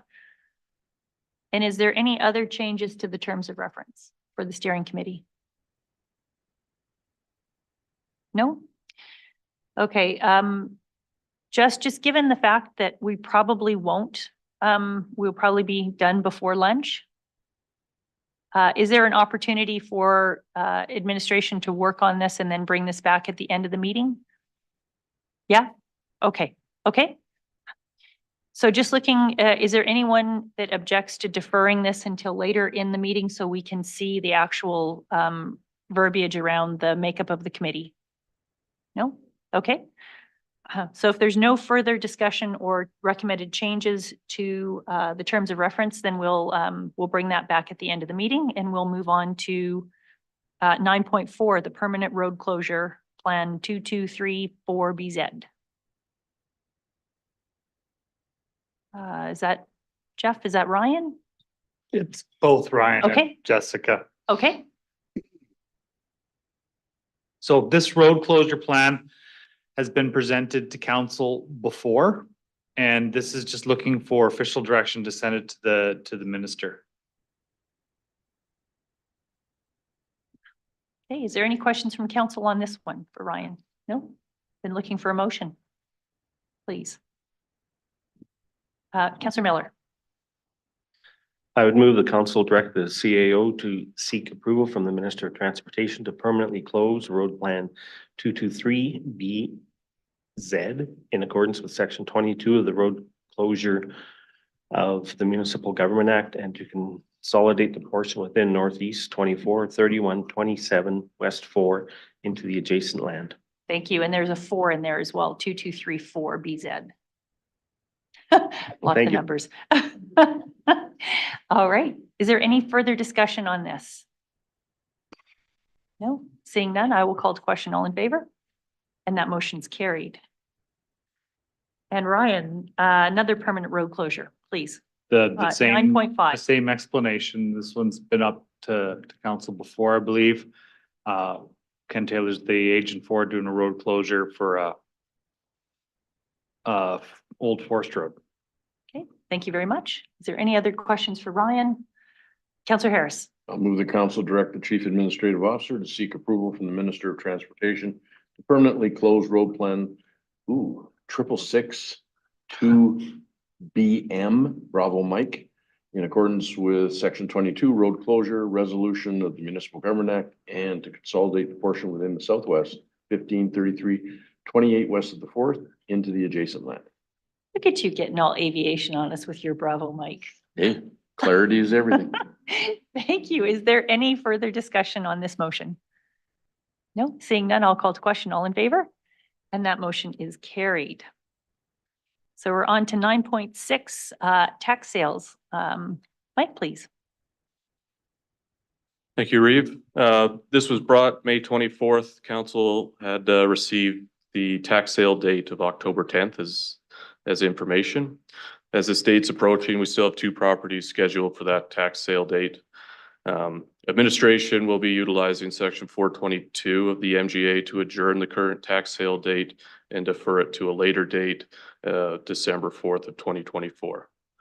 As of yesterday, we have received contact with both parties, so they both acknowledge the upcoming tax sale and have a willingness to work through a plan or options to reconcile. So with that delay in the tax sale, we're hoping to work with them to come up with some solutions. If there is no change prior to that December 4th date, we'll be coming back to council to set a reserve bid. With that, I'd like to request maybe council direction to obtain a third-party opinion of value or an appraisal on any of the properties preceding tax sale. Thank you. And Laura, can we put up the two motions that for council's consideration? So this is based on new information. So we have a couple of motions that are a follow-up to Mike's presentation. Councillor Lutz. So I move that council receive as information the deferral of the 2024 tax sale date to December 4th, 2024. Thank you. Any further discussion on that motion? I'll call to question. All in favor? And that motion's carried. And Councillor Lutz. I move that council direct administration to obtain appraisal on all properties proceeding to the tax sale. Thank you. Any further discussion? Do we have to say if required, if you do make progress, or just to keep it I assume you won't do it if you don't need to. That's correct, Councillor. That's the wording is intended that if the property proceeds to a tax sale, we'll obtain the appraisal. But at this point in time, based on information Mike received yesterday, we don't think we'll need to obtain an appraisal. However, one of the properties has been historically difficult to contact and communicate with. And so if something goes wrong or deviates from our current plan, then we would proceed with getting an appraisal. And so I am recommending council give us that authority clearly through this motion, so there's no time delays, recognizing December 4th will come pretty quick. Yeah, I think proceeding to the tax sale covers it, that if you need it, you won't. If you don't need it, you won't do it. Okay, thank you. Any further discussion on this motion? I'll call to question. All in favor? And that motion's carried. And we look forward to working with the landowners. This is always a difficult thing. So thank you for all your hard work on this. 9.7, budget 2025, economic and financial scan. I'll turn it over to Jeff to start, please. Thank you, Reeve. So this is the start of our 2025 budget preparations. It is in alignment with the schedule of budget events that council has approved. And I will turn it over to Jen to work us through this RFD that she's prepared for council. Thank you. And maybe just before we start on that, I know there was some questions regarding information that council had requested to come back prior to the budget discussions. We did feel that it would be most appropriate to bring that information on the October 30th workshop so we can have that great discussion. The intention obviously is not to keep that as private information or confidential information, so that that can be shared. All of that information can and will be shared on a public council agenda and will be open for the public, but the discussion and the debate on that will be good to have at the workshop. So if there's any questions on that, that's how we're choosing to handle it moving forward. Thank you. Jen, over to you. Good morning. Okay, so you have in front of you the 2025 economic and financial scan. As part of the budget process, we are presenting some high-level financial information and presenting an opportunity for council to provide direction to administration regarding the prioritization of projects and any changes to service levels so that they can be incorporated into the 2025 budget when we bring that forward on October 30th. At this time, the county is in a very strong financial position. We have roughly $73 million in cash and investments at the end of the second quarter, and we maintain a low debt level. At the time of our 2023 audited financials, we were $48 million below our debt level. It's been direction of council not to rely on debt as a funding source, but I do bring it up because we're going to look at some of the deficits and reserves in the 15-year plan. So over the past year, inflation has continued to decrease. And at the time of writing of this report, we had the July CPI, which was 2.7, and actually August has just been announced and it has gone down further to 2.0. So in our long range plans and in our inflationary adjustments within our operating budget for 2025, we're targeting about 2 to 3% depending on the type of expense. As well, in the long range plans, we've applied somewhere between 2 and 3 to capture some of those ebbs and flows in the inflation rates. The other side of that, of course, is that the Bank of Canada has continued to cut their key interest rates. They're currently sitting at 4.25 after several cuts this year. And I think it's anticipated that some more will come over the coming year. That impacts us because we've been seeing some greater than anticipated returns on investment. And so we will start to see that coming down. Currently, our savings account is set to a prime plus 0.25. As prime goes down, our short-term savings will decrease and the cost of acquiring higher yield and long-term interest rates will go up in the bonds and long-term savings. As for, excuse me, county mill rates, we have kept the rates relatively stable over the last 5 years. You have a presentation there of our current mill rates and assessment values for the 2024 fiscal year. We saw some increases in assessment last year. I believe overall we had about a 6.5 increase to our total assessment base. Going into 2025, we're thinking a more realistic number is probably going to be about 2 to 3%. Although this information is currently being reviewed, the preliminary equalized assessments have been received and are currently being reviewed, and we'll continue to incorporate that information into the budget as we go forward.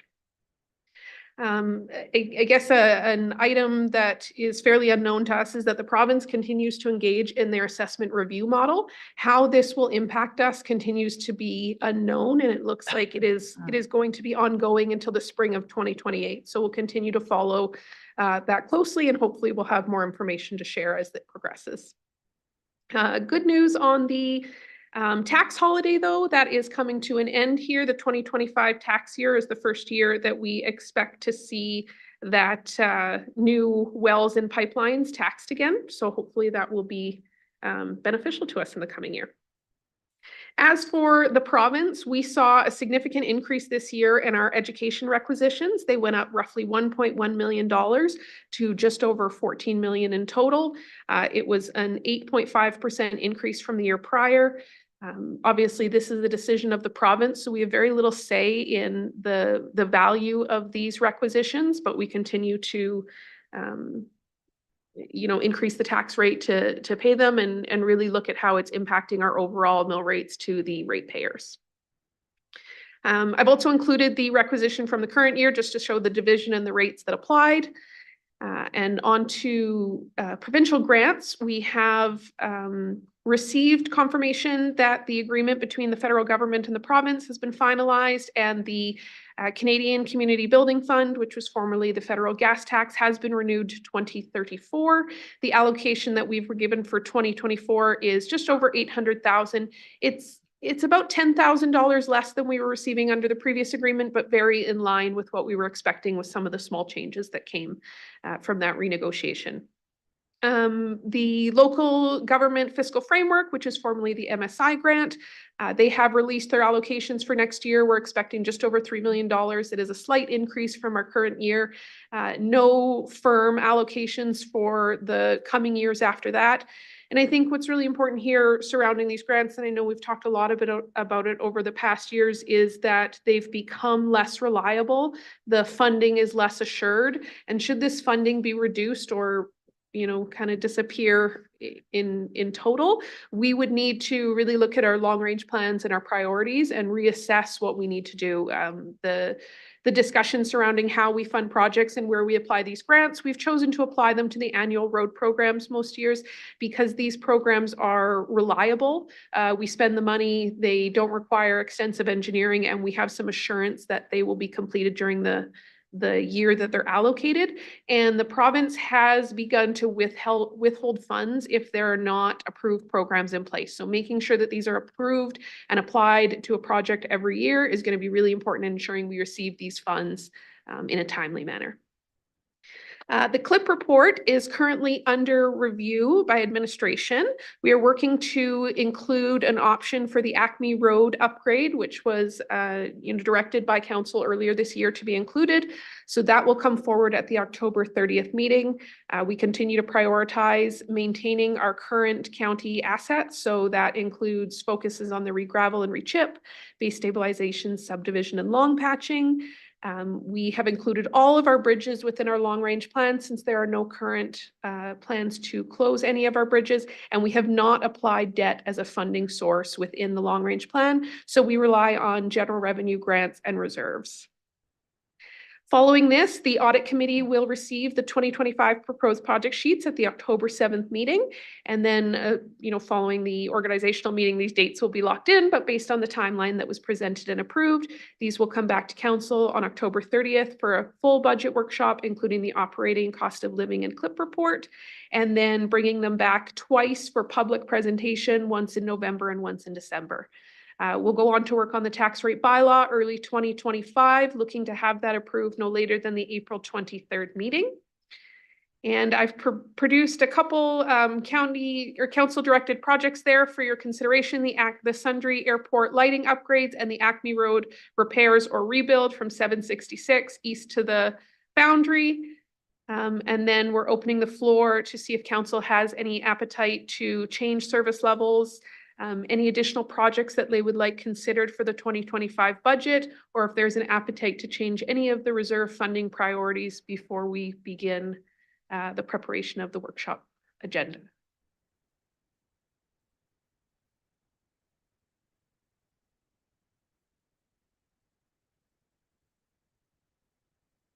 Is there any questions? Councillor Johnson. Thank you. Thanks for the good report.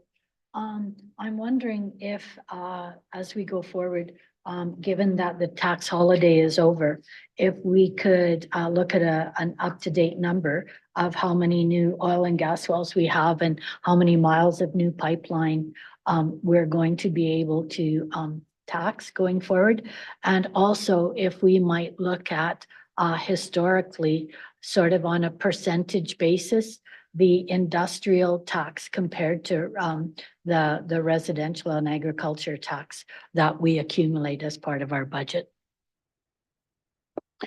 So Reeve, I'll maybe ask Mike to answer this question. It's fairly assessment related, and I think we have received some reports on what to expect with the end of the tax holiday. So Mike, do you want to cover some of that? Yeah, in regards to the well and pipeline tax holiday, we did receive a policy impact report at the end of last year. So in total, we had where is it? So in 2023, there was 26 kilometers of pipe and 35 new wells. So in total, 143 pieces of well or pipeline that would be impact over the 3 years. Now that is, as of the last report last year, it's still undetermined how many of those wells or old wells that would be shut in and pipeline that would be shut down that would impact any future impacts. So that it's hard to gauge exactly the number that we'll see next year, but just some pieces from last year. The total assessment impact of those 3 years is just over $86 million in assessment. And looking further down the road, how many wells that we're looking at for 2024? Yeah, so that'll come in February when we get Linear's updated numbers and reports for well and pipeline. Councillor Harris. So I just want to go back to, just for some clarity, do we have anything from the province in writing that says the tax holiday is ending? And I only ask it because I could have swore I heard at our last RMA, the minister, maybe he was just throwing out things to see what the reaction was, but he talked about the upcoming study of the sorry, what's the assessment model review. Assessment model review. And I thought he threw out the idea that the holiday might continue until the assessment model review is finished. So I'm just wondering if we have confirmation that says the tax holiday will end. Any information I have is to say it is done and it is over. This is the end date. I have no indication from anywhere to say it will extend on. I will look for communication specific to that, but I have not been provided anything to say it'll extend. In fact, anything I've received has said this is the end. Perhaps a good bear pit session question coming up at RMA. I'm sure we will get information at RMA one way or the other. So Yeah, and Mike is correct. Administratively, it's our understanding the current program is ending. That doesn't mean they will not have a new program or replacement program or an extension that they announce. And that is at the authority of the government of Alberta. So administratively, we're planning on it ending because that's the most recent information we've received. perhaps Councillor Fulton and I can maybe, if we have the opportunity to see Mr. McIver, Minister McIver at the AM conference, we can already ask that question. See if we get any information. Okay, so maybe what we'll do is just go on. There is a couple of questions for council. Maybe we'll go through those very quickly, unless there is any other questions on what Jen has presented. We'll deal with those first if there's any questions of what Jen's presented. Councillor Lutz. Just, we've been doing I don't know, I personally have been focusing, I think council's been focusing on increasing some revenue coming into the county. So potential land sales, increase in lease rates. You know, we heard about marketing timber today. So it would be nice, everything goes up and up and up, and it's like, let's just throw on CPI. So any extra revenue, is that just targeted for reserves, or will it actually affect the mill rate someday where people aren't going to see a tax increase? So I guess the simple answer to that is that all the funds that we bring in go into typically, you know, the general revenue fund. And when we're setting our required revenue for our taxes, we're looking at all of the approved expenses, all of the capital, all of the funding that's coming from reserves and outside grants. And then the tax revenue requirement basically becomes a plug at that point. So if we're able to produce an additional $3 million in revenue from new funding sources, that eases the burden on the tax revenue requirement going into the coming year.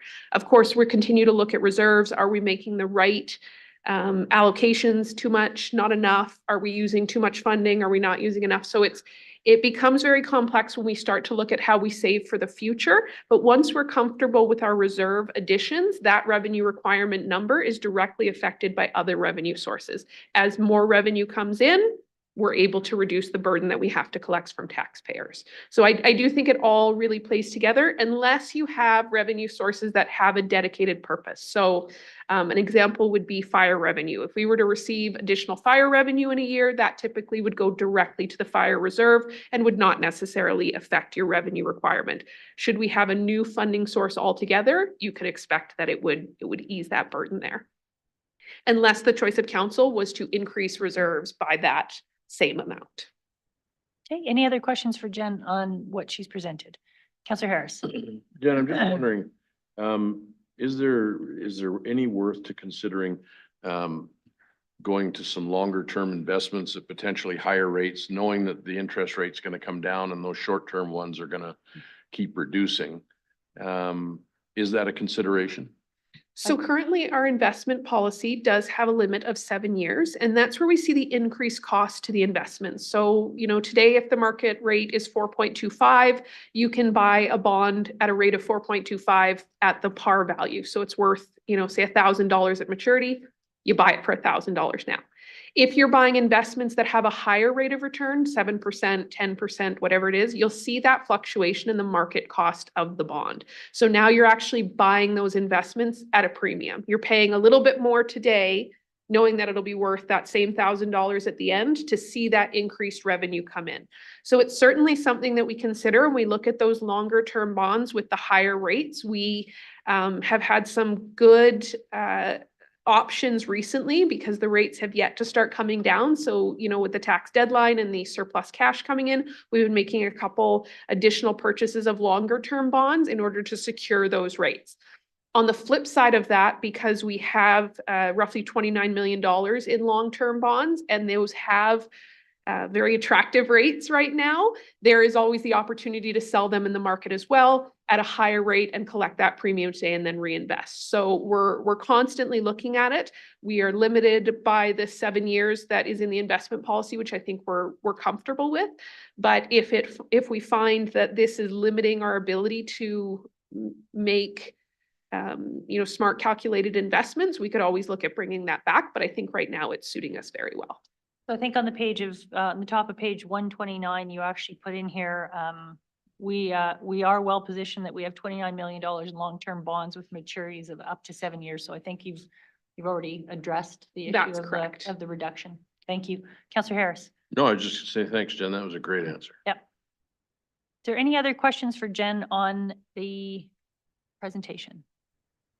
Okay, then we'll just move on to a couple of the questions that are at the bottom. So the first question, are there any service levels or funding changes that council would like to direct administration to include in the 2025 operating or capital budget plan? So essentially this is there anything that we would like to include for discussion at the workshop if we start that? Is there any other additional program changes or capital projects? Councillor Johnson. I don't know if this would be considered a capital project, but I've had some good discussion with a road building company here in central Alberta. And they use a really interesting piece of software called Samsara. And Samsara improves safety. It calculates asset utilization. It would help us maybe have a better look at depreciation on our fleet. It digitizes workflows. It saves a lot of time and labor and helps you anticipate fuel tax refunds. And so I wondered if we would ask either maybe for a delegation or for a project sheet on this piece of software called Samsara, where we could look at it, where we could ask what other municipalities are using it or similar software, and where we might find one more tool for our toolbox for helping keep our staff safe and for getting a real good handle on depreciation and utilization of our fleet. Jeff. So as council's aware, our Bellamy software, which is our enterprise resource planning software, sometimes ERP is confused with other things, but that's what we call it. It's, we have worked through, as council's aware, there's project sheets for this year. It's coming to end of life and we need to replace it. And so some of the aspects of what Councillor Johnson has identified with some of the fleet and asset management components is currently out for RFP right now. So certainly if this firm that Councillor Johnson has mentioned, I've never heard of it in the municipal world, so I'm not familiar with it. They could potentially submit for our RFP if that's something they're interested in, and that would be the appropriate venue for them to introduce themselves to the services they can deliver. The RFP is very specific in what we need as an organization and certainly has a very large financial component to it. And so if they can't meet the financial side of things, they probably would be disqualified from the RFP. However, certainly we're always open to looking at other types of software that can complement what we currently have, but we won't actually know our status quo until we finish the RFP process for our enterprise resource planning software, which is the major software that runs most of what we do here at the county. Okay, thank you. Councillor Lutz. I had a call from a resident and I tag team with Councillor Johnson a little bit on this, but apparently the Dodd building at Westward Ho doesn't have a wheelchair ramp. And I'm wondering if you've heard about this yet, or we just had a request that a wheelchair ramp would be, they're surprised it isn't there and felt for accessibility that we should consider installing a wheelchair ramp, so. So Councillor Johnson, you sit on the Westward Ho board, so. Yes, this came up 2 meetings ago, and I don't think the cost is significant. I think that the Campers Association is working with our planning department, because my understanding is that we may need either a building permit or a development permit going forward to add this to the existing Centennial Hall. So they are working through it. The intent is to build it. It was seen as a very good suggestion. And I don't know if it's a large enough project that it would need a project sheet. I would think it would get done through the existing budget lines that exist, but I may be incorrect. So Jeff, is it, I thought it was up to the operators to bring forward a capital plan and requests to the county. Yeah, I would recommend that we refer the request to the operator. They would work through the contract they have with the county. There are some capital improvements that they make. And then if there's things outside of the scope, as Councillor Johnson mentioned, they might recommend something to the county. But the first step should be trying to cover the project within the contract we have with the operator. Okay, thank you. Yeah, and they are well aware of it and they're working through it. Okay, so is there any questions that council may have for administration regarding our current service levels that we would like to bring back for discussion on October 30th? No? Is there any other projects that council would like administration to consider for October 30th? Councillor Fulton. Yeah, I'd like to bring forward a project sheet through the local road safety improvement thing, reserve that we have.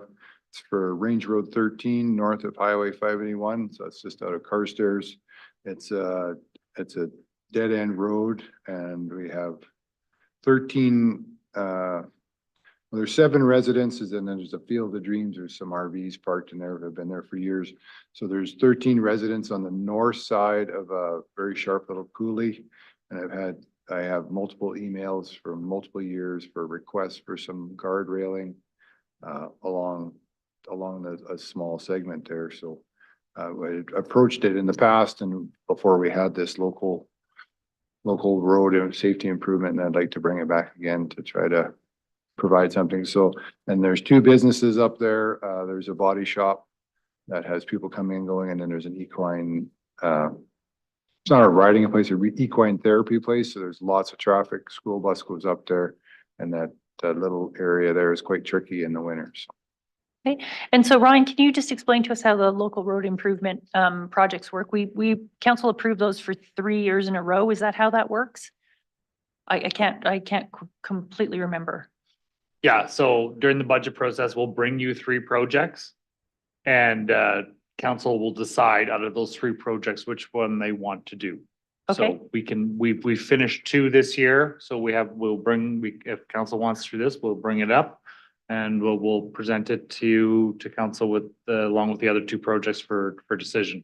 But what we've tried to do is once council has decided to add one of these projects, it stays in the washing machine until it gets done. Until it gets done. Doesn't drop out because it's been identified as a priority. It'll get done sooner or Okay. later. Is there anyone opposed to bringing this forward for the October 30th discussion? No? Okay. So add that one, please, to our October 30th discussion. Councillor Harris. Could I just ask, I think it would be helpful for council, Ryan, if you brought forward the projects that have been completed, so council can see the worth of the program. Certainly the one that was just completed in my area has just been a substantially great fix for that hill cut. And I think it just helps council to see that the money goes, where the money goes and what it accomplishes. Okay. So, what format would you like to see that in? Would you just like some pictures? We wanna try and keep it fairly nimble. Very simple, just some pictures to illustrate what our crews have been able to accomplish. And Okay. All right. So then we will move on to the next one. Is there any, I think we've already done this. Is there any projects? And then we'll move on to the reserves. Is there any changes to the priority of the reserves that Jen has presented here? So maybe just to think about that. And if there's no discussion right now, then this will form, obviously reserves forms part of the budget discussions. And I'm just going to ask council, I know there was a lot of discussion last year regarding when we set our tax rate bylaw and such, there was some concern that perhaps council didn't have sufficient information to make the decisions we were making. Is there any additional information aside from the motion that we currently have on the books to bring the information back that Councillor Johnson has requested? We do have that motion that will come back on the 30th. Is there any additional information that council would like to see that they would feel very helpful for our workshop on the 30th? Councillor Johnson. If administration doesn't have an appetite to look at the Samsara software at this point, perhaps councillors could just look at what's available on their website. It looks like some pretty useful stuff. So I just want to caution us that council sets the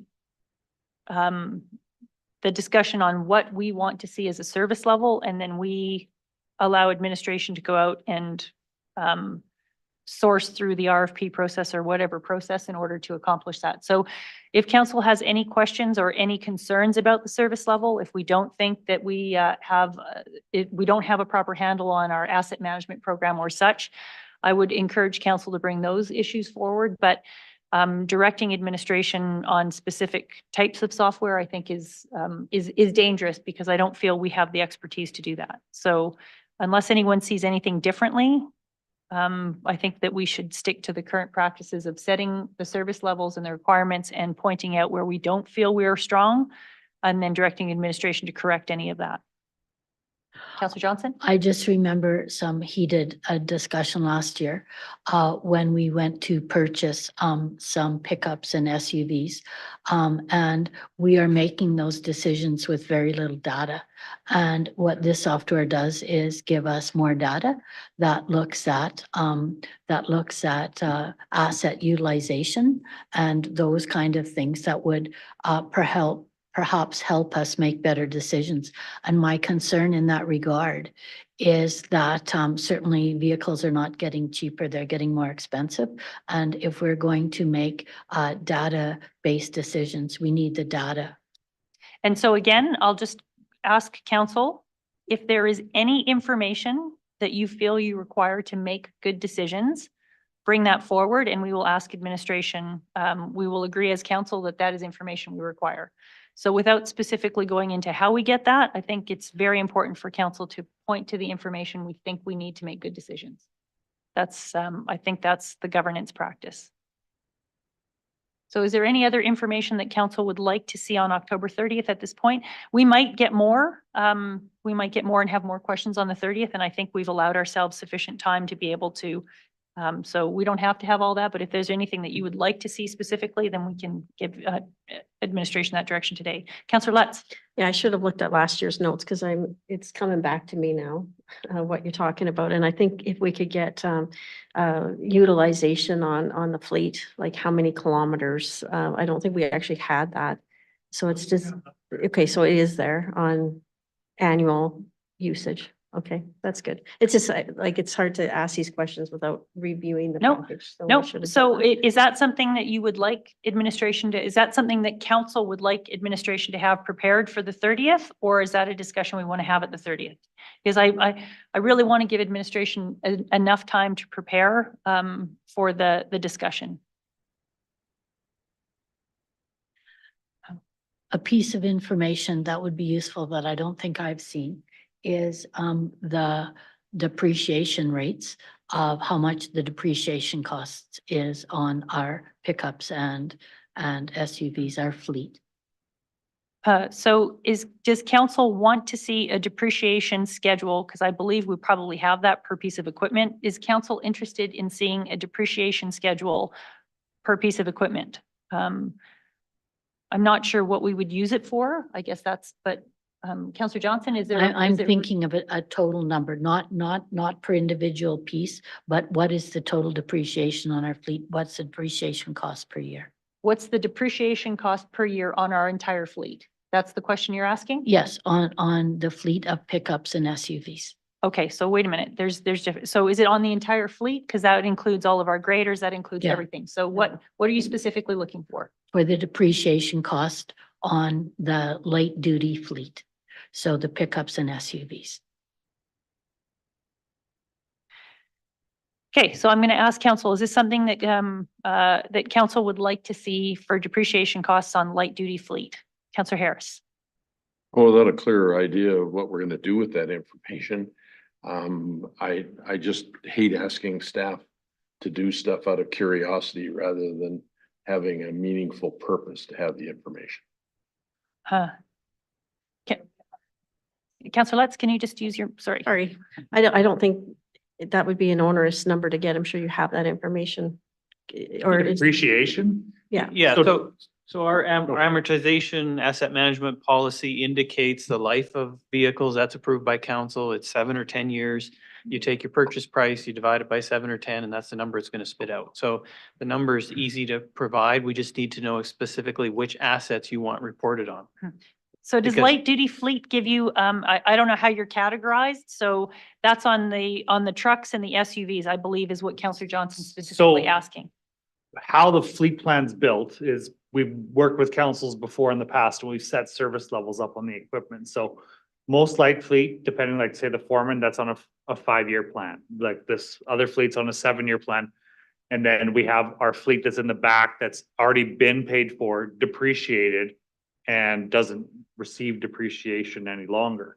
Then we have all our stuff that's on our other pieces of equipment that are tied to our service levels. So to look at the equipment, unfortunately, you have to look at the entire program because the programs pay for the equipment. It's not as easy as looking at the vehicle and trying to calculate that out because the programs cover the cost. So in order to properly look at it, you actually have to delve into the chipping program, the regravel program, all the different programs we run, snow removal, in order to figure out how we're actually recovering those costs. And I know Jen's shaking her head at me saying, you're not saying this right, but it is a really, like, we're talking, this is gonna be like a 3-day conversation to get through this. And we've had it before with council to navigate our way through it and how we build our funding structure on it. It's really complicated. And I'm not saying that to scare you off from asking the information. Jen and I would love to go through it. We spend a lot of time working on these things, but it is a really in-depth conversation. And I think one of the things that council will see is that we are pushing the lifespans of our equipment to the absolute nth degree on how much money we're spending on maintaining it and keeping some of the stuff around instead of replacing stuff as early as we can. The big machines that we replace early are the core machines, graders, loaders, gravel trucks. So Ryan, do we have an easy way to just look at our equipment where we have like a spreadsheet that says this is the equipment, this is the age of it, and this is when its life is done? Do we have something? I'm trying to get the information that some of the counselors may want without a lot of staff time, so we can actually see that and then try and figure out what we would do with it Yes. and then delve further. So we have a spreadsheet that has equipment by usage, and it has equipment number, the date it was bought, the date it's going to replace. It's very graphical, easy to follow, and we can present that to you, no problem. And then on top of that, Jeff, we actually have the depreciation policy, which would state the different types of equipment and the linear depreciation and the lifespan of that, where council could apply that to the different pieces of equipment if they chose to. Correct. And that number is easy to calculate, but as Ryan has mentioned, it's difficult to apply and interpret and understand what the number means and the implications on the operation. Yeah, and so I guess I'm trying to figure out how to get information to council without, it sounds like it's very complex, but it sounds like it's information that some councillors would like. So I'm just trying to find a balance here as to, let's not do a whole lot of work for administration, because we also need to figure out what we're going to do with that information, which I think is probably the most important part of the whole thing. So just looking at council as to whether or not, because it's probably not a bad thing for council to have, would council like to at least see the spreadsheet of our entire fleet, if it's something that can be easily presented, and then at least we will all know all of the pieces of equipment we have, when we purchase them, when the lifespan is, as information. And then I would encourage council, once you would get that information, to try and figure out what you would do with it and how it would benefit our decision-making process before we spend any more time asking administration to bring more information forward. Is that acceptable to council? Councillor Johnson? It will be interesting, useful. It will be interesting information, but that's not my question. Okay, so maybe let's ask your question and then we'll determine what kind of information we would need. What are you trying to ask? Okay, I would like to know the depreciation costs on our light fleet and the utilization rates of those vehicles. And maybe you could just elaborate as to what you would use that for? I think going forward, that vehicle costs are escalating, and I'm not sure that we're getting good value as far as efficiency from the dollars we're spending. And I think it's our job to be sure that we are getting good value for the dollars we're spending. So I think we need to look at depreciation costs of these new vehicles. Okay. So I'm Councillor Fulton. Thank you. So Ryan, is there a way that you could take a specific unit, for example, and follow it from the date it was purchased to the date, its end date that it actually went to the old auction mart? Yeah. Because I know how the vehicles become frontline and they go to second line and then they're in reserve. And then when they're wore out, then they finally get sold, disposed of, right? Correct? That's Yeah, the process, no, right? So there's a procedure that the county follows that was approved by council. It's this 101701, a tangible capital asset policy, that we follow that stuff to the degree. So those are the expectations that council has told us on how we manage the fleet. So it's got light fleet 10 years. It has all the different years in there. And we use that to make sure that we're following council's previous direction on this stuff. And I know this is going back, so you can't hold councils, but we can take like a specific vehicle and show you what we bought it for, how much money we spent maintaining it, because we track all those things, and then the residual value at the end when we sold it. We can give a couple test cases maybe for some of this equipment and wouldn't be too hard. But I don't know if that's going to answer your question though, or the question that's being asked. Well, that's what I'm trying to get to, is I want to highlight how long a vehicle was within the fleet, what it is used for and when it went into secondary, and then how many kilometers it had at the very end and what we got for it, I think will more than highlight that we make full and complete use of all of our light fleet in various options, right? It might start out in operations and then end up in ag and end up in reserve or wherever. Cause I can recall many vehicles that were been around for a long time that would end up in parked out back here. And then the next thing you know, it was pulled back into service to be used with the summer staff, either in ag or in operations. And then they finally get disposed of when they're basically pretty well worn out. Okay, so I'm just going to ask, there's been a request to get the depreciation costs of light duty vehicles in the fleet, and that's light trucks and SUVs. Just looking to see whether or not this is something that council would like to have access to for October 30th. Councillor Harris. Councillor Lutz. I don't know what I'd do with the depreciation, but I expect we would see the usage, which is helpful. I think Councillor Johnson asked for both. Councillor Johnson, I've got that you want the depreciation costs. Certainly the usage will come out of that. I mean, the more years you use it, then the more time you have to calculate depreciation. So I think both, if we calculate depreciation, I think the other information will fall out of the same decision. So it won't, because depreciation, I believe, as part of the policy, depreciation is straight lined over the years that. I'll let, it doesn't, but I'll let Jen answer. So this maybe one. Jen, can you just, if we ask for depreciation, what are we going to get? So we'll just use a piece of equipment that has an expected 10-year life cycle. When we put it into the system, it has an economic value of 10 years, meaning at the end of that 10 years, it's worth essentially zero. It's been used enough. If we keep that truck 20 years, it's not going to change your depreciation expense because it was front loaded in those 10 years that we set it to. So every year beyond that is extra that we're getting it from. The depreciation expense is also an unfunded expense. So in terms of how it impacts your budget throughout the year, it's not impacting your tax rate in any way. I think utilization and the scenario of following an item kind of from inception to disposal will probably give that picture a lot better than the depreciation expense, because that expense is fixed as soon as we set it up and say it's going to last 10 years. And if it lasts 20, if it lasts 30, if it lasts 5, that expense is going to be unchanged on a year-by-year basis, just because it's dictated by the policy. So I think the utilization kilometers, hours would be a good one. We can prepare a summary of the equipment with the life cycle and the kilometers and hours, and we can include a couple scenarios. But I'm not sure that the depreciation is going to inform in the way that we're hoping, because it's not variable with the life of that asset. So this is where I want to be clear of what we're asking for. So if we're asking for depreciation, I do not think it's going to answer the questions that Councillor Johnson, and we won't get usage with that. So the request was for depreciation.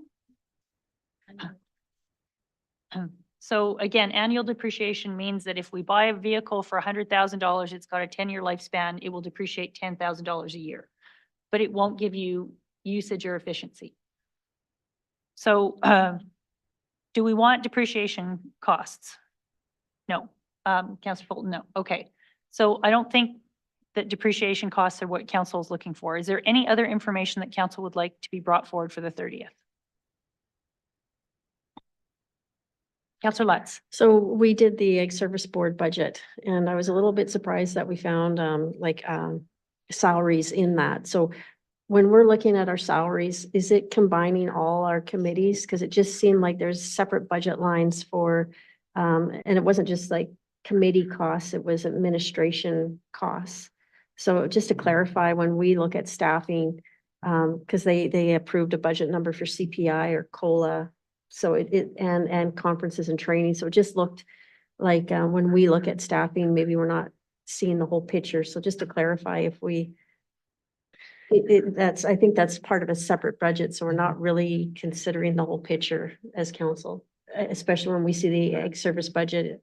I don't know how it broke down. We don't really debate the Ag Service budget so much. It's approved by the committee and we usually just accept it. So And what I was concerned about is just consistency on, staffing increases, ability for conference and training, just, it seemed odd to me that it wasn't the whole picture, it was committee based. So do you want to see more of a breakdown of the ag service budget then? I'm just trying to figure out what I you're just asking want for. council to know, Yeah. and so I even wondered, okay, so is there actually more FTEs if salary costs are like not hidden, but in other budgets that maybe council's not looking at as much because it's approved by the committee, ultimately approved by council, but I just don't remember diving into committee budgets. So there's two streams of how we budget for salaries and wages. There are the salaried employees. So by default, you have, one work order, maybe two work orders where your salary goes to, along with all of your overhead related expenses. So benefits, training, pencils on your desk, whatever it is. You kind of have your one default. When we look at the hourly employees outside, they're actually coding their time on a project by project basis. So what we do is we look at those projects and we say, how much of these projects are direct labor? So that's, guy with a shovel or guy working with his hands on the ground. And how much of that is equipment time? So that would be hours spent working any piece of equipment for ag, mowers, tractors. Those pieces of equipment have a set charge out rate. So we're able to look at the programs and say, okay, we need to make an allocation of, and just so you know, at this time, there's no consideration for COLA, but there is some consideration for steps. So steps are 3% annually on the grid. So we've made some allocations for additional costs in the ag service budget in particular. We had seen some increases in chemical costs, for instance, some increases in fuel costs. So you see those applied to very specific lines. The bulk of the overhead, so that would be your manager of agricultural services, your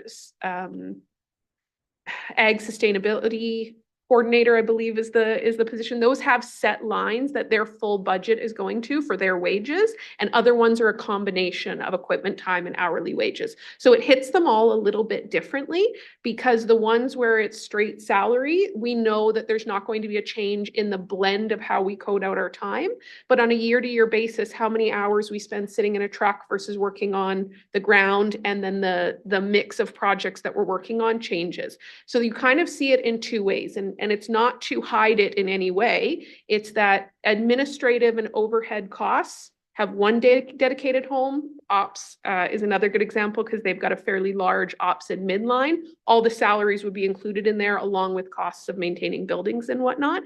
And then all of the project-based costs, mowing, ditching, snow plowing, those are the direct man hours that are going into them.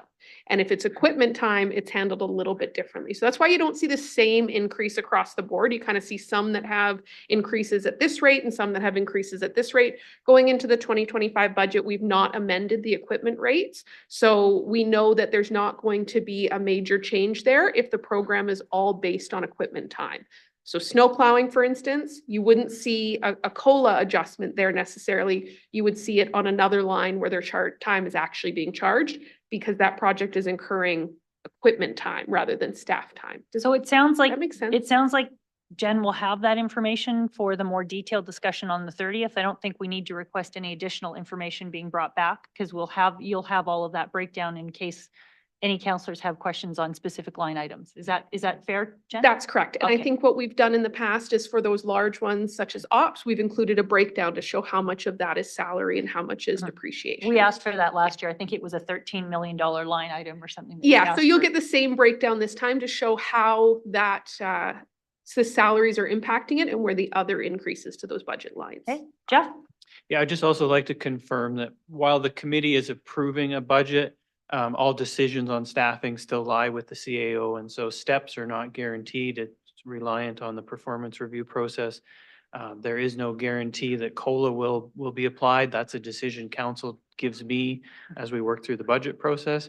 And as far as, training and conferences and those things, that it's policy driven, and all staff are under the same policy. So even though the Ag Service Board is approving some of these costs within their budget, all staff on the Ag Service Board are still falling under all of our general HR policies and guidance and are still accountable through the CAO for application of that.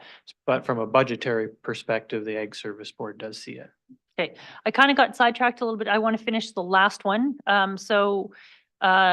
Jen has offered that there is an ability to bring back some information on usage of some of the equipment. I'm just wondering if council would like to see that information, because I think Jen said she can bring that forward, so I don't want to lose that discussion. Is there any interest in council seeing information on equipment usage? And that would be like maybe taking a few bits of equipment and providing kind of an overview of some of them. Not putting a whole lot of work into it, like not an extensive amount. Jen, is that possible? Yeah, certainly we can provide a sampling of each type of equipment. Did you still want the focus to be on the light fleet, or are you looking for a more complete package of the fleet? So I'm just going to look at council to see whether or not they want a sampling of usage. Jeff? Yeah, maybe before council answers, if I could just add a couple of quick Yes, things. please. My recommendation would be we bring back the equipment replacement schedule that has a lot of this information on it. We bring back policy 1017 for council to review, because that's where council should be providing directions through policy.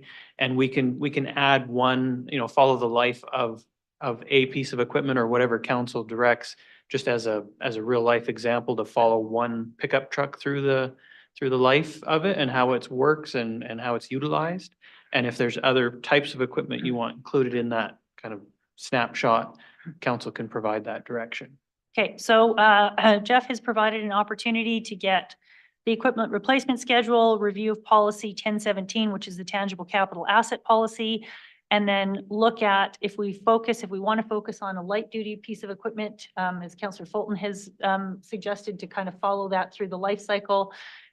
May be interesting to see how the county utilizes a piece of equipment versus the depreciation schedule, so we can see if we're maximizing efficiency or what.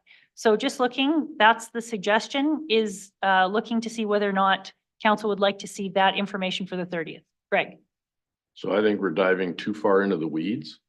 I'm suspicious of when we're asking for information that's taking staff time and not having a real understanding of what we are thinking or intending to show or not show. It's just a fishing expedition. Our staff have more valuable things to do, and we've been doing budgets for years and putting trust in our administration without diving into those weeds. So no, I'm not in favor. Okay, Jen? So this is a question that I actually get asked by ratepayers a lot. So it would be really helpful. You've been doing budgeting for years, but I have not. So just being able to explain it better to the people that ask me the questions, it would be really helpful. Okay, and Councillor Miller? No. Councillor Johnson, yeah? Yes. Councillor Fulton? I agree that I don't feel it's necessary, but I think having an example will just shut this down right now, and it'll provide, if anybody needs an explanation, this will be able to provide it.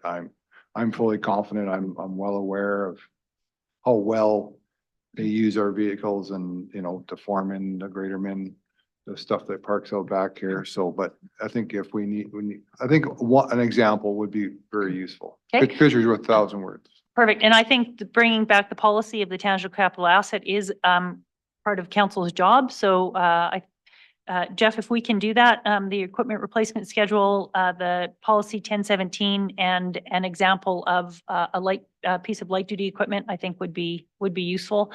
We'll start with that, and then if council has anything follow up, we still have an opportunity to ask additional questions. But I think that strikes a balance, but between respecting administration's time, not asking for too much information, but getting something that council may find useful. Thank you. All right. Is there anything further on this? Otherwise, I look very forward to the workshop on the 30th. Okay, so with that, we will take a break for lunch until 1:45. And then we'll come back and we will go back to 9.3, which is the Sundre Airport Concept Plan, and we'll look at the terms of references. We haven't approved either terms of reference, so we will do that after lunch. Do we need a motion there? Yes, that would be wonderful. Thank you, Councillor Fulton. So do we need the second one, the motion, council direct administration to include the following projects? One I identified and that's. I don't think we've added any additional projects other than the ones that administration has already highlighted, which is the Acme. Oh, yes, we have the Range Road. the, yep, yeah. 13. Perfect. So two options. I've advised Laura to note it in the minutes and identify it was agreed upon through consensus. So that the guardrail project is in there, or you can have a subsequent motion if you prefer, but either way, it'll be in the minutes. Well, that's fine. I just, yeah. Yep.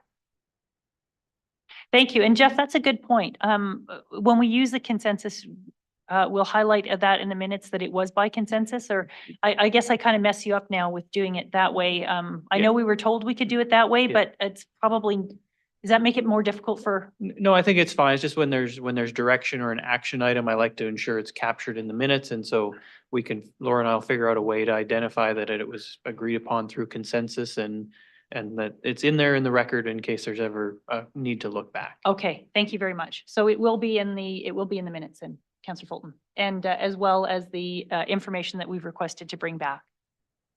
Okay. So if you would like to make the motion, then we'll. Difficult to say what council received the 2025 economic and financial scan as information to be brought back to the workshop as opposed to. Yeah, that's good. That should encompass it all. So instead of no further action to be brought back to the workshop for discussion, I think that's perfect. Okay, is everyone okay with the motion? Everyone clear on the motion? I will call the question. All in favor? And that motion's carried.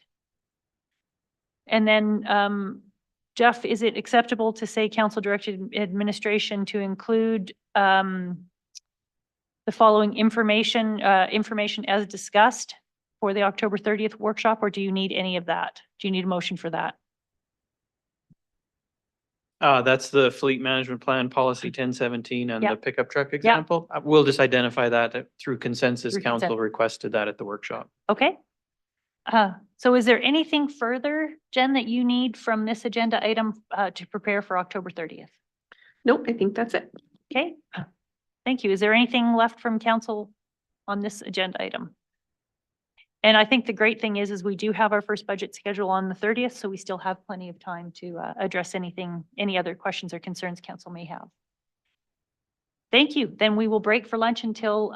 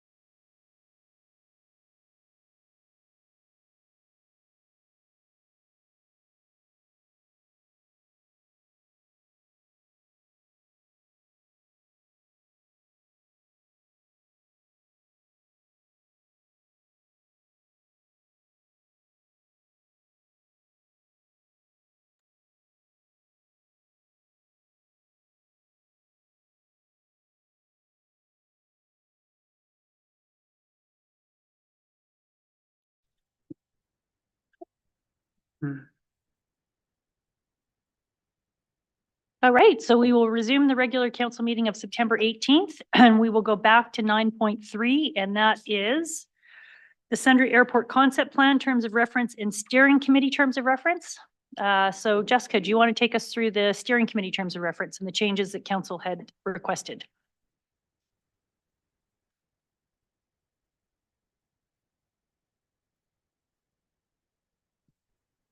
All right, so this is attachment number 1. So this is the terms of reference concept plan. Okay, so if we just go to section 3.0, so the changes I made, I just put in this document in red. So we just changed that because of the 6 from the 5. And then we just go. So there was only one change on that terms of reference. Well, there was Oh, the no, second one. sorry. No, Oh, if we go yeah, down sorry. to section 6, Yeah. that the request was public and government and referral agency involvement. So I've changed the word stakeholder to reflect the requested change, government and referral agencies. We put that in there.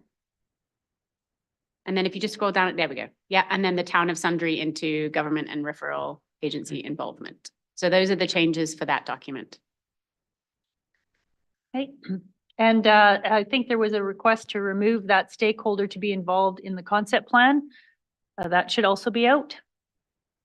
So Laura will make the changes. She has the word copy, so. That was part of a motion, so you've got the Yes. direction on that. Yes, for sure. Okay. You can just delete it, Laura, and then we can clean up the formatting and stuff later if council's happy with the wording.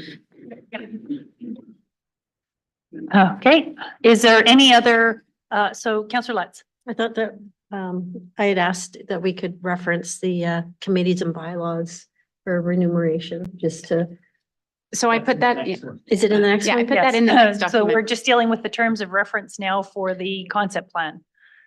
This is not the committee one, this is the Okay. terms of reference for the concept plan. Can we please roll up so we could see the last change in 6.1, please? Yeah, thank you.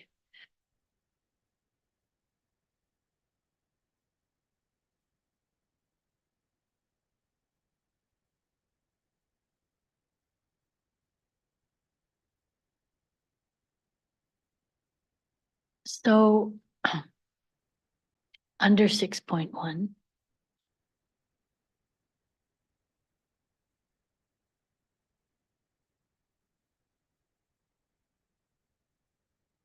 Isn't public participation more than inform and educate?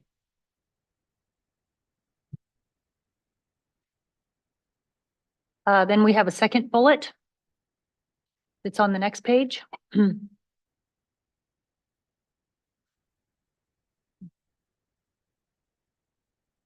Which I think addresses your getting public input and having a conversation. Yes. Okay, is there any other changes that council would like to see on this terms of reference?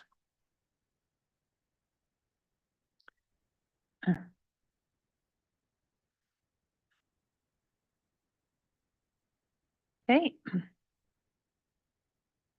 So if not, we'll deal with a motion on the terms of reference. And that's on page 89. Councillor Lutz. I move that council approve the terms of reference for the Sundre Airport Concept Plan. As amended? Thank you. Perfect. Thank you. Is there any other discussion? Can we go back to 6.1, please?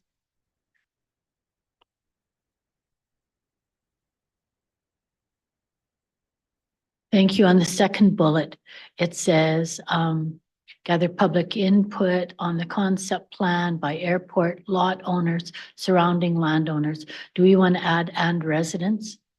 And it says, and those impacted by the airport. Okay, So I think so that- that infers residents. Yes. Okay, thank you. Okay, so is there any further, Councillor Lutz? Oh, I was, No, is there any further discussion on the motion? No, then I will call to question on the motion. All in favor? And that motion is carried. And then Jess, will you take us to the terms of reference for the steering committee, please? Yes, so in the composition component, we put option one, which was, I guess we can actually, sorry, take the word option one out, Laura. We can just put what the committee is. Apologies for that. I took out the other options because that was not something that where what council was wanting to consider. So we have the 3 council members, which would include 1 chief elected official or designate from the town of Sundre, the 3 public members from McDougall Flats Area Structure Plan, which would include a minimum of 1 resident and 1 business/industry member within the McDougall Flats area, including preference to landowners within the concept plan area. And then finally, the 3 public, the words public added, aviation advisory committee members. And then if you go down a little bit further, the term, so, oh, sorry.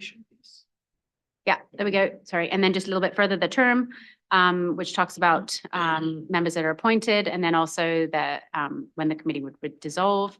And then the remuneration for members is identified within bylaw 1323, which is establishing committees of council. If you go a little bit further down, Laura, there we go. It just talks about quorum, 5 members form a quorum. And then I think that was it. Yes.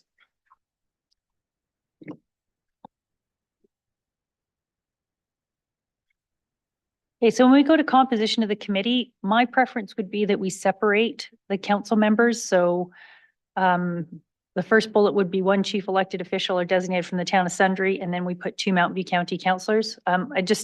It just keeps it cleaner and separates it, so there's no confusion as to who elected officials come from where, if that's acceptable to council. I don't think we need a motion on that. It's just, it says the same thing, it's just a different.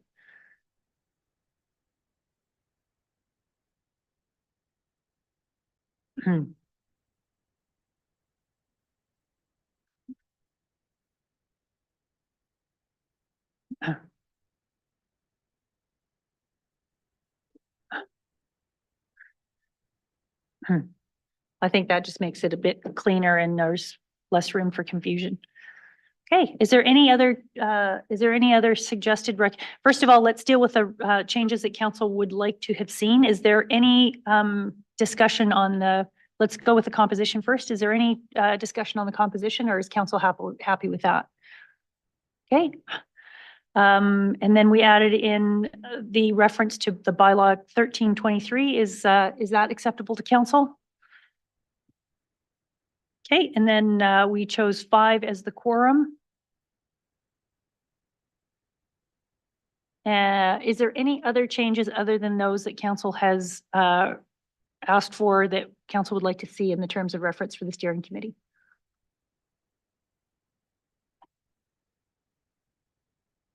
No, then looking for a motion. So again, we can just go with the terms of reference as amended for the steering committee, I believe, is a motion. Page 89. Councillor Harris.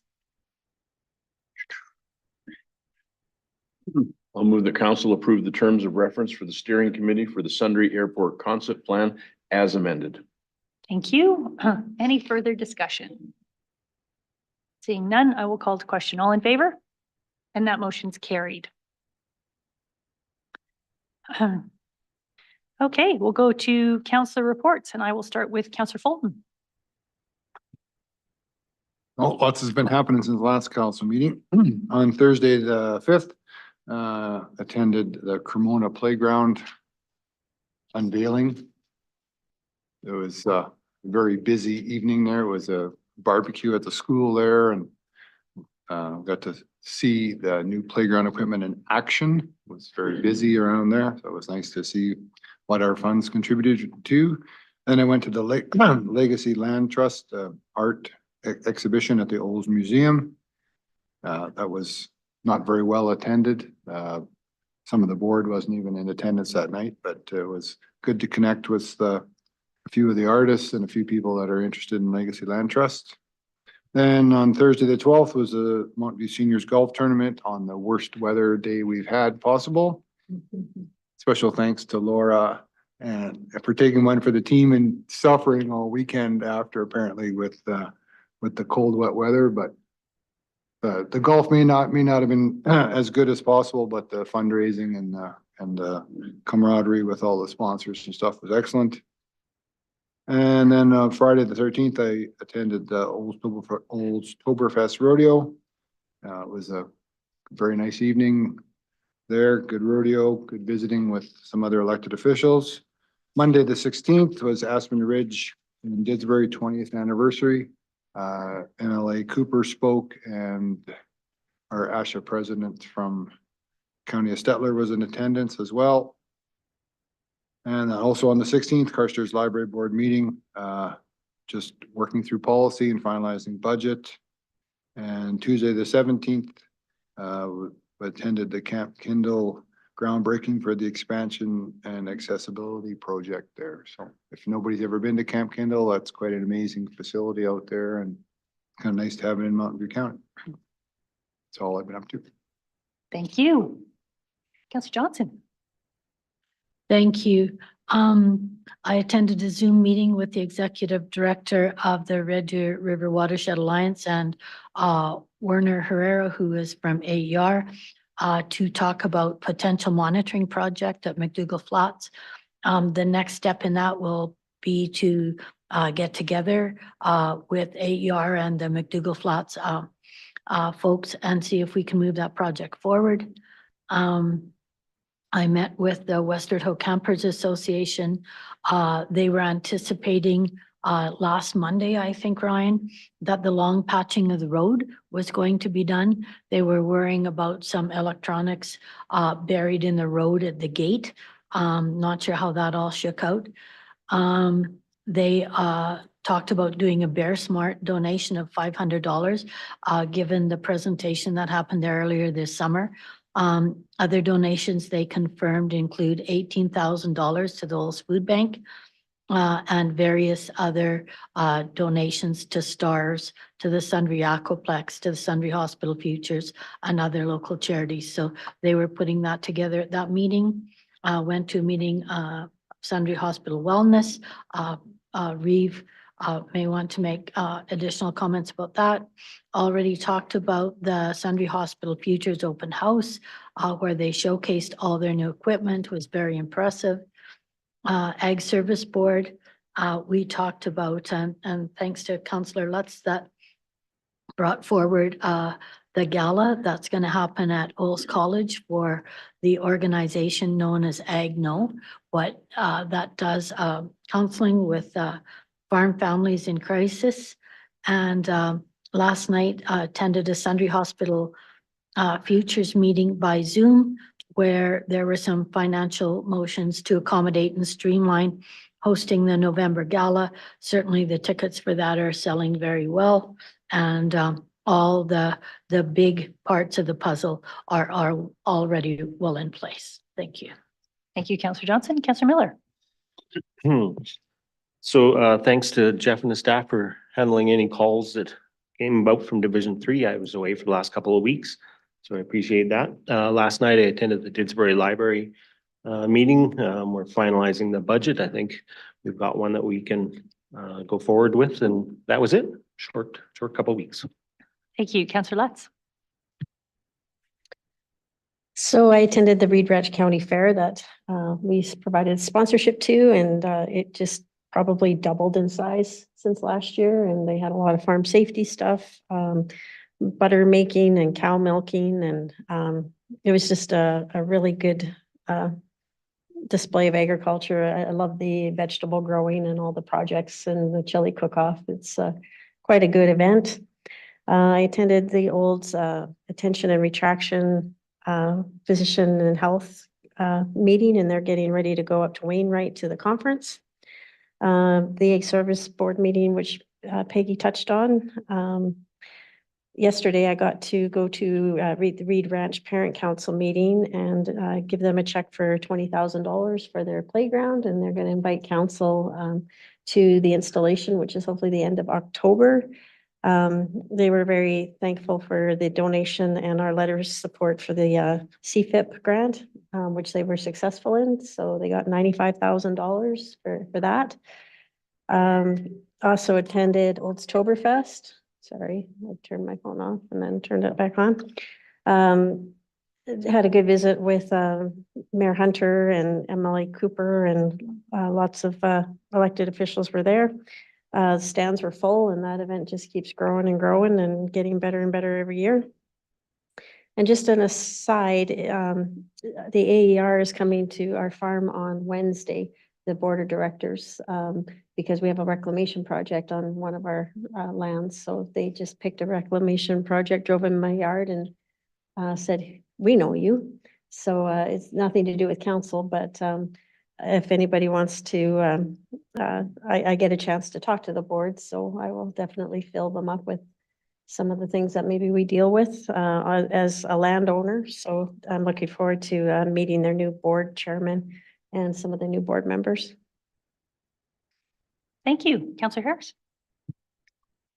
So I'll be a little bit repetitive. Attended the playground opening at Cremona School with the Reeve and Deputy Reeve. The feedback I'm getting from parents and stuff goes beyond what we saw. The kids obviously had a great time.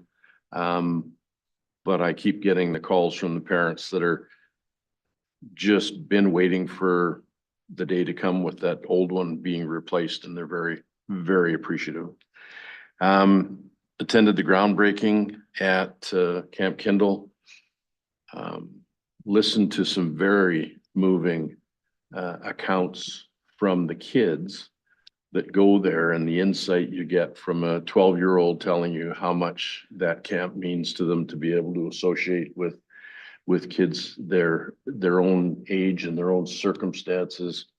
I found it particularly moving, and it usually takes a lot to move me. The seniors housing golf tournament, I just question why Councillor Fulton got to ride around in a cart and the rest of us got soaking wet, but that's an aside. I've never seen so many smiling, happy people soaked to the skin and shivering. It was impressive that it was clear it had nothing to do with golf. This was all about support for Mountain View seniors housing and doing what they thought to support a very important cause. I chaired the Zone 2 CRMA Fall Resolution Conference. Committee. 3 resolutions went through with very little changes or amendments. We do have an emergent resolution, and I'll be chairing that meeting coming up this Friday. And that's it. Thank you. So not too much from my side. I did have an opportunity to meet with Minister Nixon a couple of Fridays ago. I was able to share our resolution with Minister Nixon because he provided a lot of support and in trying to work on that resolution in the beginning. His opinion was it was a very sound resolution, so I was pleased to hear that. I caught the tail end of the Cremona playground on my way back from Calgary, and it amazes me how much playgrounds cost.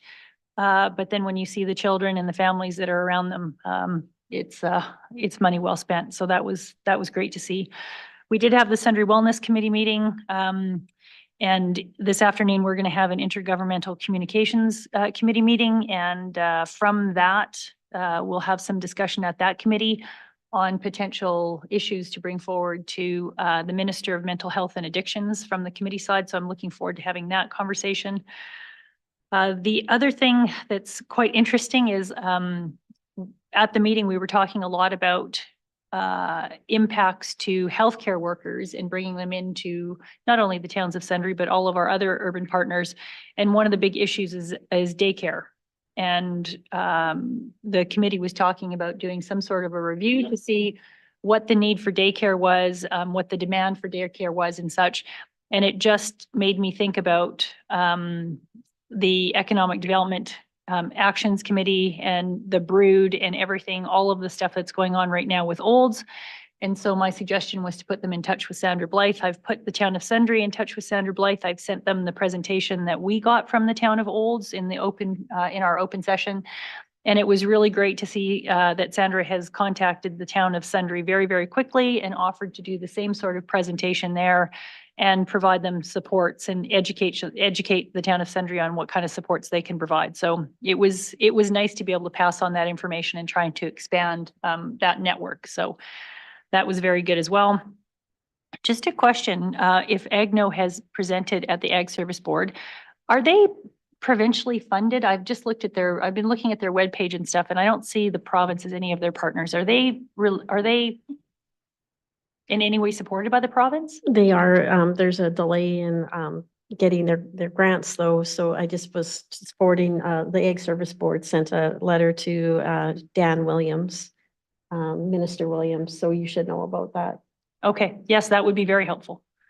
Yeah, and obviously if, it kind of goes without saying, but if any of our committees are sending any letters to any ministers, then it would sure be good that this council would be aware of all of those letters so that we can ensure we have talking points. So maybe that's something for administration as well. If any of those letters are going out on behalf of the county to any ministers or government, then they should be circulated to all of council. Is there anything else from any councillors? No? Okay, well, with that, I will ask for motion to receive all that information moved by Councillor Johnson. I will call the question. All in favor? And that motion is carried. And then we have a couple of contact newsletters, I think, for information. Let me just get to that. Yes, we have 2 contact newsletters. Is there any questions or any discussion on those letters? Councillor Johnson. Maybe just a question. The first item on the very first one speaks about the ministerial order that's going to allow oil and gas assets in receivership to be transferred without payment of tax arrears. And just sort of an open-ended question about whether or not we would do a letter in that regard, or if we want to do any kind of follow-up action to that decision. So I did attend a webinar, and I think you were on that as well, Councillor Johnson, with RMA. Yes. And we did send out the slide pack. Laura sent out the slide pack to everyone. I believe our association is dealing with that, and they have much more information on what's going on, what the changes are. And so my preference would be to leave it with our RMA board, who I think are very capable of lobbying on our behalf, but I'll look towards council to see if there's any direction. Okay. Is there any other questions on the contact newsletter? Greg? I'll move the recommendation. Thank you. Any further discussion? I'll call to question. All in favor? And that motion is carried. And we had nothing added to the agenda, so I believe that takes us to the end of our open session. So with that, I will entertain a motion to go in closed session. Moved by Councillor Miller. I'll call to question. All in favor? And that motion is carried. Council has now moved into closed session, which will end the public broadcast. Any motions made following the in-camera session will be captured within council's meeting minutes, which can be found on the county's website within the next few days. Thank you for tuning in.